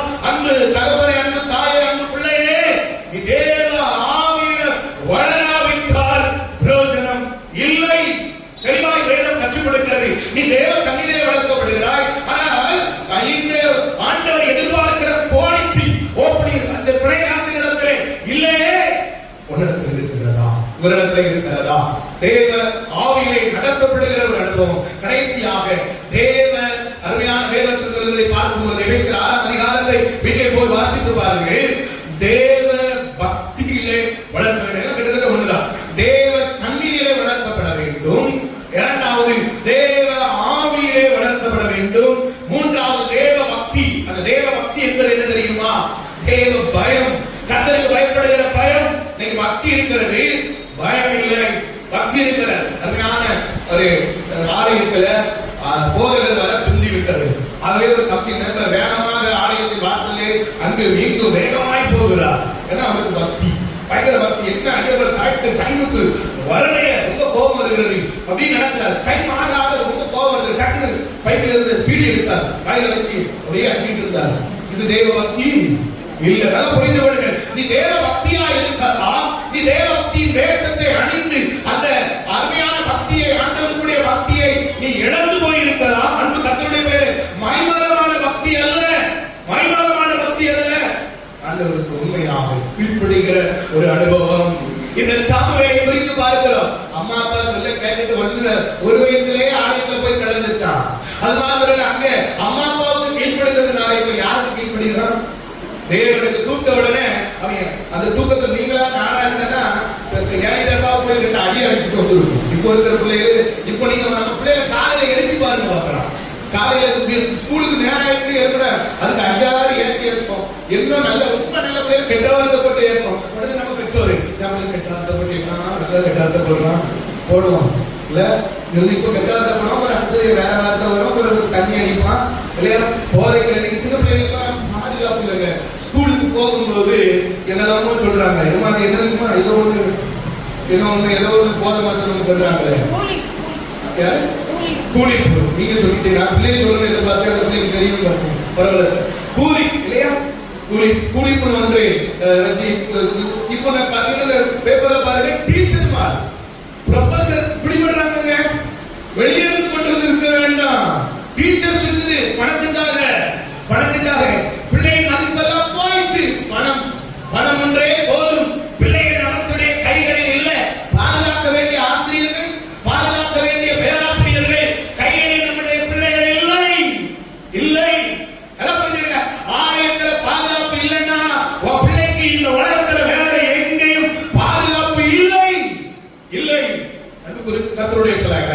நான் அதனாலதான் சொல்லுவேன், சின்ன வயசு ஆளா இருந்தாலும் சரி, அதே பொம்பளை பிள்ளைகளை கவனமா வளருங்க. அண்ணனா இருக்கட்டும், இல்ல சித்தப்பாவா இருக்கட்டும், மச்சானா இருக்கட்டும், எவனையும் நம்பி பிள்ளைகளை செய்யாதீங்க, விடாதீங்க. இந்த கீழ்ப்படுதல் அனுபவத்திலே வளர்க்கணும். அதே வேளையில இந்த கீழ்ப்படுதல் அந்த பக்தி என்னன்னா, இந்த பக்தியில அந்த அருமையான வேதவசனம் சொல்கிறது, சில முறைமைகள் ஆண்டவர் கற்றுக் கொடுத்திருக்கிறார். ஆலயத்திற்கு வரும் பொழுது பெண்கள் என்ன செய்யணும்? ஏன் உங்களால கற்றுக்கலாம் வேதம் சொல்லுதுங்க. ஆனா இப்ப நம்ம பிள்ளைகள் வருது, ட்ரெஸ் பார்த்தாலே வாங்கி எடுக்க வருது. மன்னிச்சுக்கிடுங்க, நானும் பொம்பளை பிள்ளைய வச்சிருக்கிறேன். பிள்ளைய அறவரையா உடுத்தி கொண்டு வராதுங்க. காய்ச்சலை போட்டு கோயிலுக்குள்ள வராத கரெக்டா ஒரு ஆண்டவர் தோல் உடைகளை உடுத்தி அழகு பார்த்தார். எதுக்கு? எல்லாத்தையும் மறைக்கிறதற்கு. அது சில பிள்ளையா இருந்தாலும் சரி, சிலது அறவரையா வயிற காமிக்கிற மாதிரி, தொப்புளை காமிக்கிறது மாதிரி, தொடையை காமிக்கிற மாதிரி வளர்க்காதீங்க. சின்ன வயசுல இருந்து நல்ல உடைகளை ஆண்டவர் தந்திருக்கிறார். நீட்டான உடையை உடுத்துங்கள். நான் சொல்றது கொஞ்சம் கடினமா இருக்கலாம். ஆனா இன்றைக்கு அந்த ஸ்ட்ராட்டஜிக்ஸ் விவரம் என்ன சொல்லுது தெரியுமா? பிள்ளைகள் அறமுறையாக உடுப்பதினால் தான் பலவந்தப்படுகிறார்கள். அது நிமித்தம் தான் அவர்கள் சோதிக்கப்படுகிறார்கள் என்று ஸ்ட்ராட்டஜிக் புள்ளி விவரம் சொல்லுதுங்க. நான் சொல்லல. அதுக்கப்புறம் உங்க இஷ்டம். உங்க பிள்ளைகள் வாழ்க்கை எந்த தகப்பன் நீங்க சொல்லி பார்க்கலாம், எந்த அண்ணன் இருக்கிற தம்பி நீ சொல்லி பார்க்கலாம்.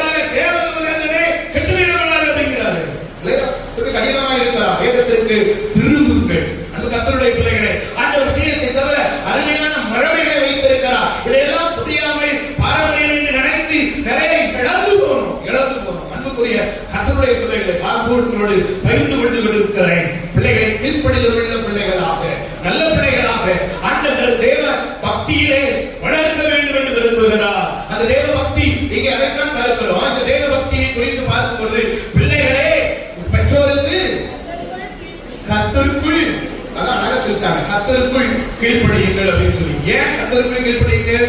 இப்போ பிள்ளைகளை நம்ம சொல்றோம், நம்ம தகப்பேன் நம்ம போய் அப்பாவுக்கு பீடி வாங்கிட்டு வா, சிகரெட் வாங்கிட்டு வா, நம்ம போய் பிள்ளைக்கு வாங்கி வாங்கி கேட்கிற நிறைய நம்ம பிள்ளைகள் நல்லவங்க, நம்மளுக்கு யாருமே சொல்லல, சரியா? வெளியுள்ள சொன்னேன். அவங்க நான் சொல்றாங்க சில நாட்டு ஏமாத்த சாராணி வாங்கிட்டு வா அப்படின்னு கொடுத்து விடுறாங்க. அது முதல்ல வாங்கிட்டு வருவான், முகந்து வருவான், அடிச்சுட்டே வருவான் இல்லையா? இதுக்காக அதுக்கெல்லாம் கீழ்ப்படிக்கணும்னு அவசியம். கர்த்தருக்குள் கீழ்ப்படியுங்கள். அதே நேரத்துல நான் சொல்லுவேன், நல்லா இருக்கணுமா தம்பி தங்கச்சி, நீ நல்லா இருக்கணும், அப்படிதானே?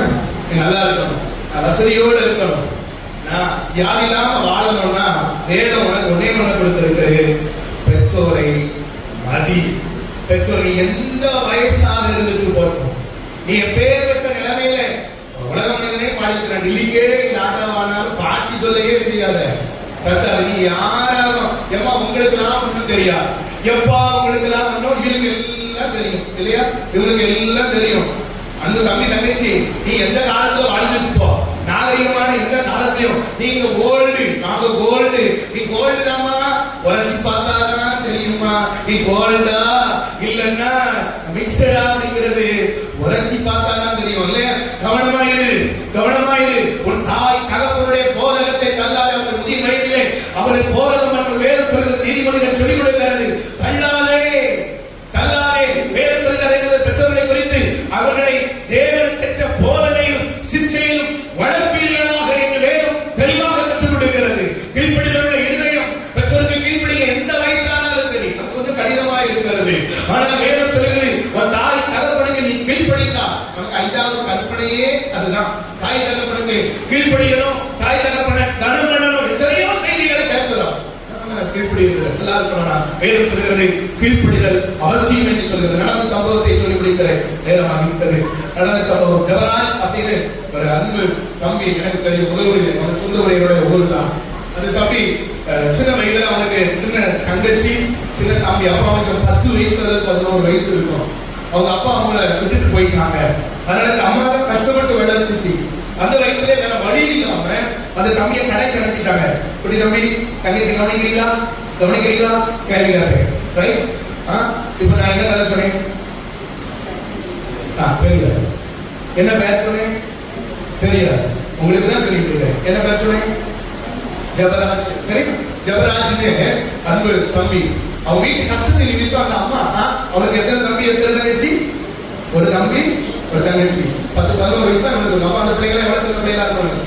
இந்த தம்பிய கஷ்டத்தை நிமித்தம் கடைக்கு அனுப்பிட்டாங்க. உங்க வீட்டுல யாராவது உடனே கஷ்டத்தை நிமித்தம் வெளியே வேலை செய்ய அனுப்பிட்டாங்களா, மாடு மேய்க்க அனுப்பிட்டாங்களா? இல்ல, மாடு மேய்ச்சி உங்களை காப்பாத்திட்டு இருக்காங்க இல்லையா? உங்களை கஷ்டப்பட்டு இரவுல உழைச்சு உங்களை காப்பாத்திட்டு இருக்காங்க. ஆனால் இங்கே உள்ள சூழ்நிலை அந்த தாயா பிள்ளைய அனுப்பி கஷ்டத்தை மட்டும் அனுப்பி பண்டிகைக்கு அந்த தம்பி வந்திருக்கிறான். அந்த தம்பி பண்டிகைக்கு வரும்பொழுது அப்படி வந்து அவன் இருக்கும்போது அவன் 100 ரூபாய், அப்போ பல ஆண்டுகளுக்கு முன்பதாக 100 ரூபாய் கொடுத்து அனுப்பியிருந்தாங்க. அந்த 100 ரூபாய் தலையிட்ட கொடுத்துச்சு. இப்போ விளையாட்டு கடைக்கு போறான். அப்படி பார்க்கும்போது அந்த விதவிதமா ஒரு துப்பாக்கி இருக்கு, 80 ரூபாய் சொல்றாங்க. அந்த துப்பாக்கியின் மேல ஒரு பெரிய ஆசை, ஒரு பெரிய ஆசை. இன்னைக்கு நம்ம பிள்ளை செல்போன் மேல ஆசை வச்சுக்காரு, ஆசை வைக்க கூடாது. அம்மா அப்பா சொல்றேன் கேட்க திருப்பி சொல்றேன், அது வாலிபனாக இருந்தாலும் சரி பிள்ளைகளாக இருந்தாலும் சரி சொல்றேன். இப்போ அந்த பிள்ளைக்கு ஆசை, நம்ம அம்மா கிட்ட இருக்கிறது 100 ரூபாய், ஆனா கொடுத்தது 100 ரூபாய், 80 ரூபாய் கேட்காது. இப்ப அந்த அம்மா சொல்றது, அம்மா இந்த 100 ரூபாய் இருக்கா, காலையில பிள்ளைகளுக்கு நாளைக்கு மத்தியானம் ஏதோ சிக்கன் ஏதாவது எடுத்து கொடுத்துருவாயா வேண்டாயா அப்படிங்கிறது. நீ தந்தே ஆகணும்னு பிடிச்சு சண்டை போடுறான், நைட்டெல்லாம் சண்டை போடுறான். காலையில எழுப்பின உடனே அவங்க அம்மா அந்த பிள்ளைகளுக்கு தோசை சுட்டு இருக்குது. அந்த தோசை மாவை எடுத்தா கலரிகளை கொண்டு ஊத்திட்டாங்க. சின்ன சின்ன பிள்ளைகளா இப்படி பண்ணிக்கலா அப்படின்னு சொன்ன உடனே நீங்க அப்படியா எனக்கு கருமையா தரமாட்டலாம்னு சொல்லிட்டு அதை எரித்து கொண்டிருந்த தீயை எடுத்து சேலைக்கு வச்சான், அதை வச்சான். இந்த அம்மா அழுதுகிட்டே என்ன சொல்லியிருக்கோம், நாசமா வயிறறிஞ்சு ஒரு பிள்ளைய சொல்லிடுறாங்க. நல்லா இருக்கு, நல்லாவே இருக்க மாட்டான், வயிறறிஞ்சு வாங்கிறாரு. தம்பி வாலிப தம்பி தங்கச்சி, அன்பு தம்பி தங்கச்சி, பெற்றோருடைய வயிறு எரிஞ்சு வார்த்தை நீங்க பெரியவங்களா இருக்கலாம், பயிர் எரிஞ்சு ஒரு நாள் வார்த்தையை வாங்கிடாதீங்க. அப்படி நிறைய சமூகம் சொல்லுவேன். எனக்கு அருமையான கருத்துடைய பிள்ளைகளே, அவன் வேதனைகளை எடுத்து கொடுத்துட்டாங்க, வாங்கிக்க.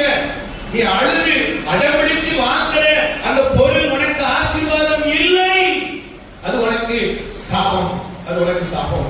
இங்க அதேதான் வாங்கி கொண்டு வந்துட்டு அவனுக்கு பெரிய மகிழ்ச்சி.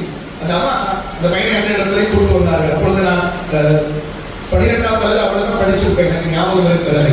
என்னிடத்தை கூப்பிட்டாரு. அப்பவே எங்களுடைய ஆலயத்தில் ஜெபம் பண்ணிட்டு இருப்பேன். பையனுக்கு நான் சின்ன பிள்ளைங்க கூட்ட தான் இருப்பேன். ஆகவே இந்த பையனுக்கு புத்தி சொல்லி இப்படி பண்ணிட்டா கேட்டுக்கிட்டே இருக்கான். ஜெபம் பண்ணி அனுப்பிட்டேன். அடுத்த நாள் காலையில நான் கூத்துக்கு போறேன், எனக்கு ஜெபம் பண்ணி அனுப்புங்க அப்படின்னு சொல்லி ஜெபம் பண்ணி அனுப்புனேன். ஒரு மாதத்திலே செய்தி வருகிறது, ஜெபராஜ் சீரியஸாக இருக்கிறார். சீரியஸா என்னவே தெரியாது. போய் பார்க்கிறாரு தாய். இந்த தாய் கூட்டிட்டு கொண்டு போய் பார்க்க போகிறாரு. பார்க்க போகும்பொழுது தன்னுடைய தம்பி தங்கச்சியெல்லாம் கூப்பிட்டு சொன்னா, அப்பா அப்பாவுக்கு கீழ்படியணும், என்ன போல நடந்துடாதீங்க, நான் ஏசப்பாட்ட போகிறேன், பழைக்க மாட்டான்னு சொல்லிட்டாங்க. நீங்களாம் அப்படி அம்மாவை கஷ்டப்படுத்திடாதீங்க அப்படின்னு சொல்லிட்டு அதை போய் சொன்னா, ரெனால்ட் அடையன்னு சொல்லி நான் பரலோகத்துக்கு போறேன், அதை என் பைபிளை வச்சு நான் பைபிளை எழுதி வைத்திருக்கிறேன், என் வாழ்க்கையில மறக்க முடியாத நிகழ்வு என்று சொல்லி. அன்புக்குரிய தம்பி தங்கச்சி, வயிறெறிஞ்சி உன் தாய் தகப்பன் இடத்துல வாழ்ந்திடாத. உன் தாய் தகப்பனுடைய நிலைமையை நினைத்து அதுக்கு தகுந்தால் போல நீ நடந்து கொள்வாயானால் ஆசீர்வாதம். சென்னையிலே எனக்கு என்னுடைய உறவினர் பக்கத்தில் இருக்கின்ற அது வந்து பிராமண குடும்பத்தை சேர்ந்தவர்கள் தான். அந்த ஒரே மகன் பல ஆண்டுகளுக்கு முன்பதாக நடந்தது. தீபாவளி அன்றைக்கு அவன் கேட்டான், தீபாவளிக்கு எனக்கு இந்த பைக் வாங்கியே தந்தாங்க, வாங்கி கொடுத்து விட்டு சொன்னார்களாம், வயிறு எரிச்சல், நீ போவாய் திரும்பி வரமாட்டாய் அப்படின்னாங்க. வரும்போது பாடியோட தான் வந்தான். அன்பு கர்த்தருடைய பிள்ளைகளே, தாய் தகப்பனுடைய சாபம் பொல்லாதது. நல்லா புரிஞ்சுக்க. நீ அதுக்கு பயந்தாவது நடந்திருந்து, நீ அதுக்கு பயந்தாவது தாய் தகப்பனை கடன் பண்ணித்தான் ஆக வேண்டும். நீ பெரியவர்களாக எவ்வளவு பெரிய வயசா இருக்கலாம், ஒரு தாய் தகப்பனுக்கு மரியாதை கொடுக்கிறனா, நீ வாக்கு தத்தமுள்ள முதலாம் கற்பனைய ஒரு 4 மணி நேரம் அண்ணன் நடத்துகிறார் என்று ஒன்னாம் தேதி நீ முழுவதும் அங்கவே உட்கார்ந்து இருக்கலாம். ஒன்னாம் தேதி தோறும் அது கடுமையான ஆராதனை, வாக்கு தத்த ஆராதனை உட்கார்ந்து இருக்கலாம். இல்லை உனக்கு விருப்பமான ஊழியர்களிடமே ஓடி நீ தலையில கைய வச்சு ஜெபம் பண்ணாலும் ஒரு தாய் தகப்பன் உன்னை ஆசீர்வதித்தாயா, அது வாக்கு தத்தமுள்ள முதலாம் கற்பனை. அதற்குரிய ஆசீர்வாதம் இந்த உலகத்தில் வேறு இணை ஏதும் இல்லை. நீ ஒன்னாம் தேதி தோறும் தாய் தகப்பனுக்கு போன் பண்ணி எனக்காக ஜெபம் கேட்டாலே நீ நல்லா இருப்பான், நீ நல்லா இருப்பான். இதான் வேதம் கற்றுக் கொடுக்கிற அருமையான சம்பவம். என் அன்பு கர்த்தருடைய பிள்ளைகளே, தேவ சந்நிதியிலே வளருங்க, தேவ ஆவியிலே வளருங்க, தேவ பக்தியிலே வளருங்க. பிள்ளைகளோடு கூட கர்த்தர் அவர் பார்த்துக் கொள்வார் எதிர்காலங்களை. அப்படிப்பட்ட கிருபைகளை தந்து ஆசீர்வதிப்பார். காணிக்கை பாடலாக கீர்த்தனை 321, கீதங்களும் கீர்த்தனைகளும் 382, கீர்த்தனை 321, கீதங்களும் கீர்த்தனைகளும் 382. தோத்திர காணிக்கைக்கு வரும்பொழுது முதலாவது சிறுபிள்ளைகள் வருவார்கள். வெளியில் இருக்கிற கை குழந்தையா இருந்தாலும் கை செய்து உங்கள் கண்கொள்கை கொள்வது இருக்கிற சண்டே ஸ்கூல் பிள்ளைகள் மாத்திரமல்ல, ஆலயத்தில் இருக்கிற அத்தனை குழந்தைகளுக்கும், ஆலயத்தில் கைப்பிள்ளையாக வைத்திருக்கிற அத்தனை பிள்ளைகளுக்கும் பரிசு. வீட்டில் இருக்கிறவங்களுக்கு கேட்காது, நல்லா இருப்பீங்க, வீட்டுல நான் சொந்தக்காரங்க அங்க இருக்காங்க கேட்காதீங்க. ஆலயத்தில் இருக்கிற பிள்ளையை கொண்டு வந்து உங்களுக்காக வாங்கி சொல்லுங்க. முதலாவது சிறுபிள்ளை வருவார்கள்.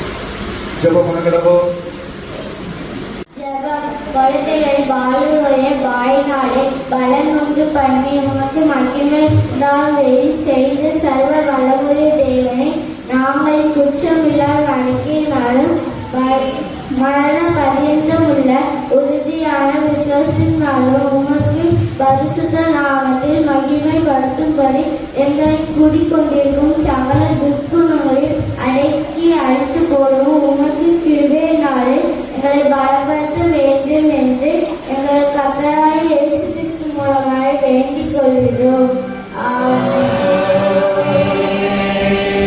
ஜெபம் செய்வோம். பரிசுத்தமுள்ள நல்ல தகப்பனே, சிறுபிள்ளைகளுக்காக துதிக்கிறோம். ஆண்டவரே, எனக்கும் கிருபை பிள்ளைகளோடு நீர் இருக்க வேண்டும் என்று இருக்கிறோம். தகப்பனே, தேவ சந்நிதியிலே, தேவ பக்தியிலே, ஆண்டவரே, தேவ ஆவியிலே வளர்க்கப்பட விரும்பினார். இயேசு கிறிஸ்துவை தேடிக்கொண்டு போகும் பொழுது இயேசு கிறிஸ்து ஆலயத்தில் இருந்தார். எங்கள் பிள்ளைகளை நாங்கள் தேடிக்கொண்டு போகும் பொழுது துன்மார்க்கருடைய ஆலோசனையிலே, பாவியுடைய வழியிலே, பரியாசக்காரத்தில் உட்காராதபடி ஆண்டவரே, இயேசு கிறிஸ்துவை போல ஆண்டவரே எங்கள் பிள்ளைகளை காணும் என்று நாங்கள் தேடுவோம் என்று சொன்னால் அவர்கள் சிறப்பான ஆண்டவருடைய ஆலயத்தில் இருக்கப்படுகிற உண்மை போல வளர்கிற நல்ல அனுபவங்களை தாரும். ஆண்டவரே, இயேசு கிறிஸ்துடைய பெற்றோர்கள் ஆண்டவரே பிள்ளைகள் உறவில் குறையாதத்தில் இருப்பார்கள் என்று ஆண்டவரை நினைத்தார்கள். அதே போல நாங்கள் நம்பி ஏமாந்து விடாதபடி காத்துக்கொள்ளும். எங்கள் பிள்ளைகளுக்கு மீது நாங்கள் கவனத்தோடு இருக்க கிருபை தாரும். ஆண்டவரே, பிள்ளைகளை சரியாக கவனிக்காத தாய் தகப்பனை போல நாங்கள் இருந்து விடாதபடி காத்துக்கொள்ளும். என் பிள்ளைகள் நல்லா தான் இருப்பாங்க நினைச்சேன் என்னை ஏமாந்து போகாதபடி காத்து விடுவேன். ஆண்டவரே, நாங்கள் கவனமாய் எங்கள் பிள்ளைகளை வளர்க்கக்கூடிய கிருபைகளை ஆண்டவர் தருபடியாக நாங்கள் செபிக்கிறோம். ஆண்டவரே, உடைய நாம மகிமைக்கு ஏற்ற பிள்ளைகளாக எங்கள் பிள்ளைகள் வளரட்டும். எங்கள் பிள்ளைகளுடைய படிப்புகளை ஆசீர்வதியும், எங்கள் பிள்ளைகளுடைய பெற்றோர்களை ஆசீர்வதியும். ஆண்டவரே, எங்கள் பிள்ளைகள் எல்லாவற்றிலும் வளரட்டும். ஆண்டவரே, ஆவியிலே வளரட்டும், ஞானத்திலே வளரட்டும், வளர்த்தியிலே வளரட்டும், தேவ கிருபையிலே, மனுஷர் தயவிலே வளர்ந்து வருகிறவர்களாக இருக்கட்டும் ஐயா. ஆண்டவரே, அதே நேரத்திலே குழந்தை செல்வதற்காக அண்ணால் மறவாமலினை நினைத்தருளோம் என்று ஜெபித்தது போல இந்த ஆலயத்தில் இருதயத்தை ஊற்றி ஜெபிக்கிற அண்ணாள்களை போல் அழுது கொண்டு ஜெபிக்கிற பிள்ளைகள் மீதும் உடைய கிருபை இருக்க வேண்டும் என்று ஜெபிக்கிறோம். ஆண்டவருடைய கரத்திலே முழுவதுமாக தாழ்த்தி தருகிறோம். சிறு பிள்ளைகளுக்கு விரோதமாய் நடைபெறுகிற அத்தனை தீங்குகளுக்கும் எங்கள் பிள்ளைகளை விலக்கி காத்துக்கொள்ளும். அடிக்கடி வருகிற பலவீனங்களுக்கு விலக்கி காத்துக்கொள்ளும். ஆண்டவர், பெருங்கால நிலைமையில் இருக்கிற பிள்ளைகள் ஏற்ற வேலையை சுகப்பிரசவமாய் பெற்றெடுக்கட்டும் ஐயா. குட்டி குழந்தைகளாக இருக்கிறவர்களை வளர்க்கக்கூடிய கிருபைகளை தர வேண்டும் என்று நாங்கள் ஜெபிக்கிறோம். எங்க பிள்ளைங்க எங்க கரத்துல இல்லப்பா, உங்க கரத்துல கொடுத்து விடுகிறோம். நீங்க வளர்த்து ஆதரித்து தாங்க. துதிகர மகிமை எல்லாம் ஒருவருக்கே செலுத்துகிறோம். இயேசு கிறிஸ்துவின் மூலமாக ஜெபிக்கிறோம் நல்ல பிதாவே. எல்லா புத்திக்கு மேலான தேவ சமாதானம் உங்களோடு கூட நீங்கள் தேவனை அவருடைய குமாரனாக இயேசு கிறிஸ்துவை அன்பிலாக நிலைத்திருக்கும்படி இருதயத்தின் சிந்தைகளை காக்கிறது பிதா குமாரன் பரிசுத்த ஆவியாகிய சர்வ வல்லமை பொருந்திய தேவனுடைய ஆசீர்வாதம் உங்களோடு கூட நினைக்க உங்களோட கூட நிலைத்திருக்க கடவுது.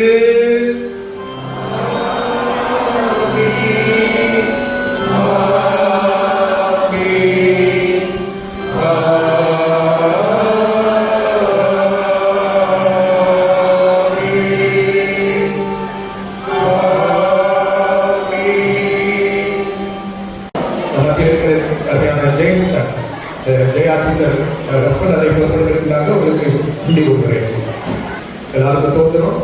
எல்லாருக்கும் ஆகாரம் ஆயத்தமாக்கப்பட்டிருக்கிறது. தயவுசெய்து அனைவரும் இருந்து ஆகாரமாக்கி சாப்பிட்டு செல்லும்படி அன்போடு கேட்கொள்கிறேன்.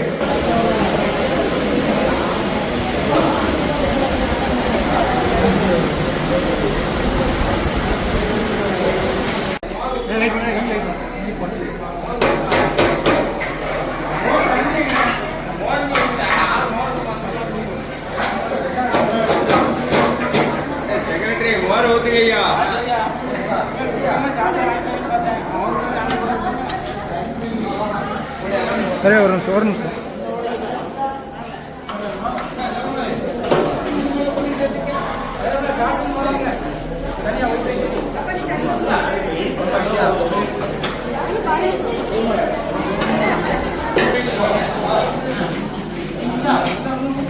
Thank you. சார் வாங்க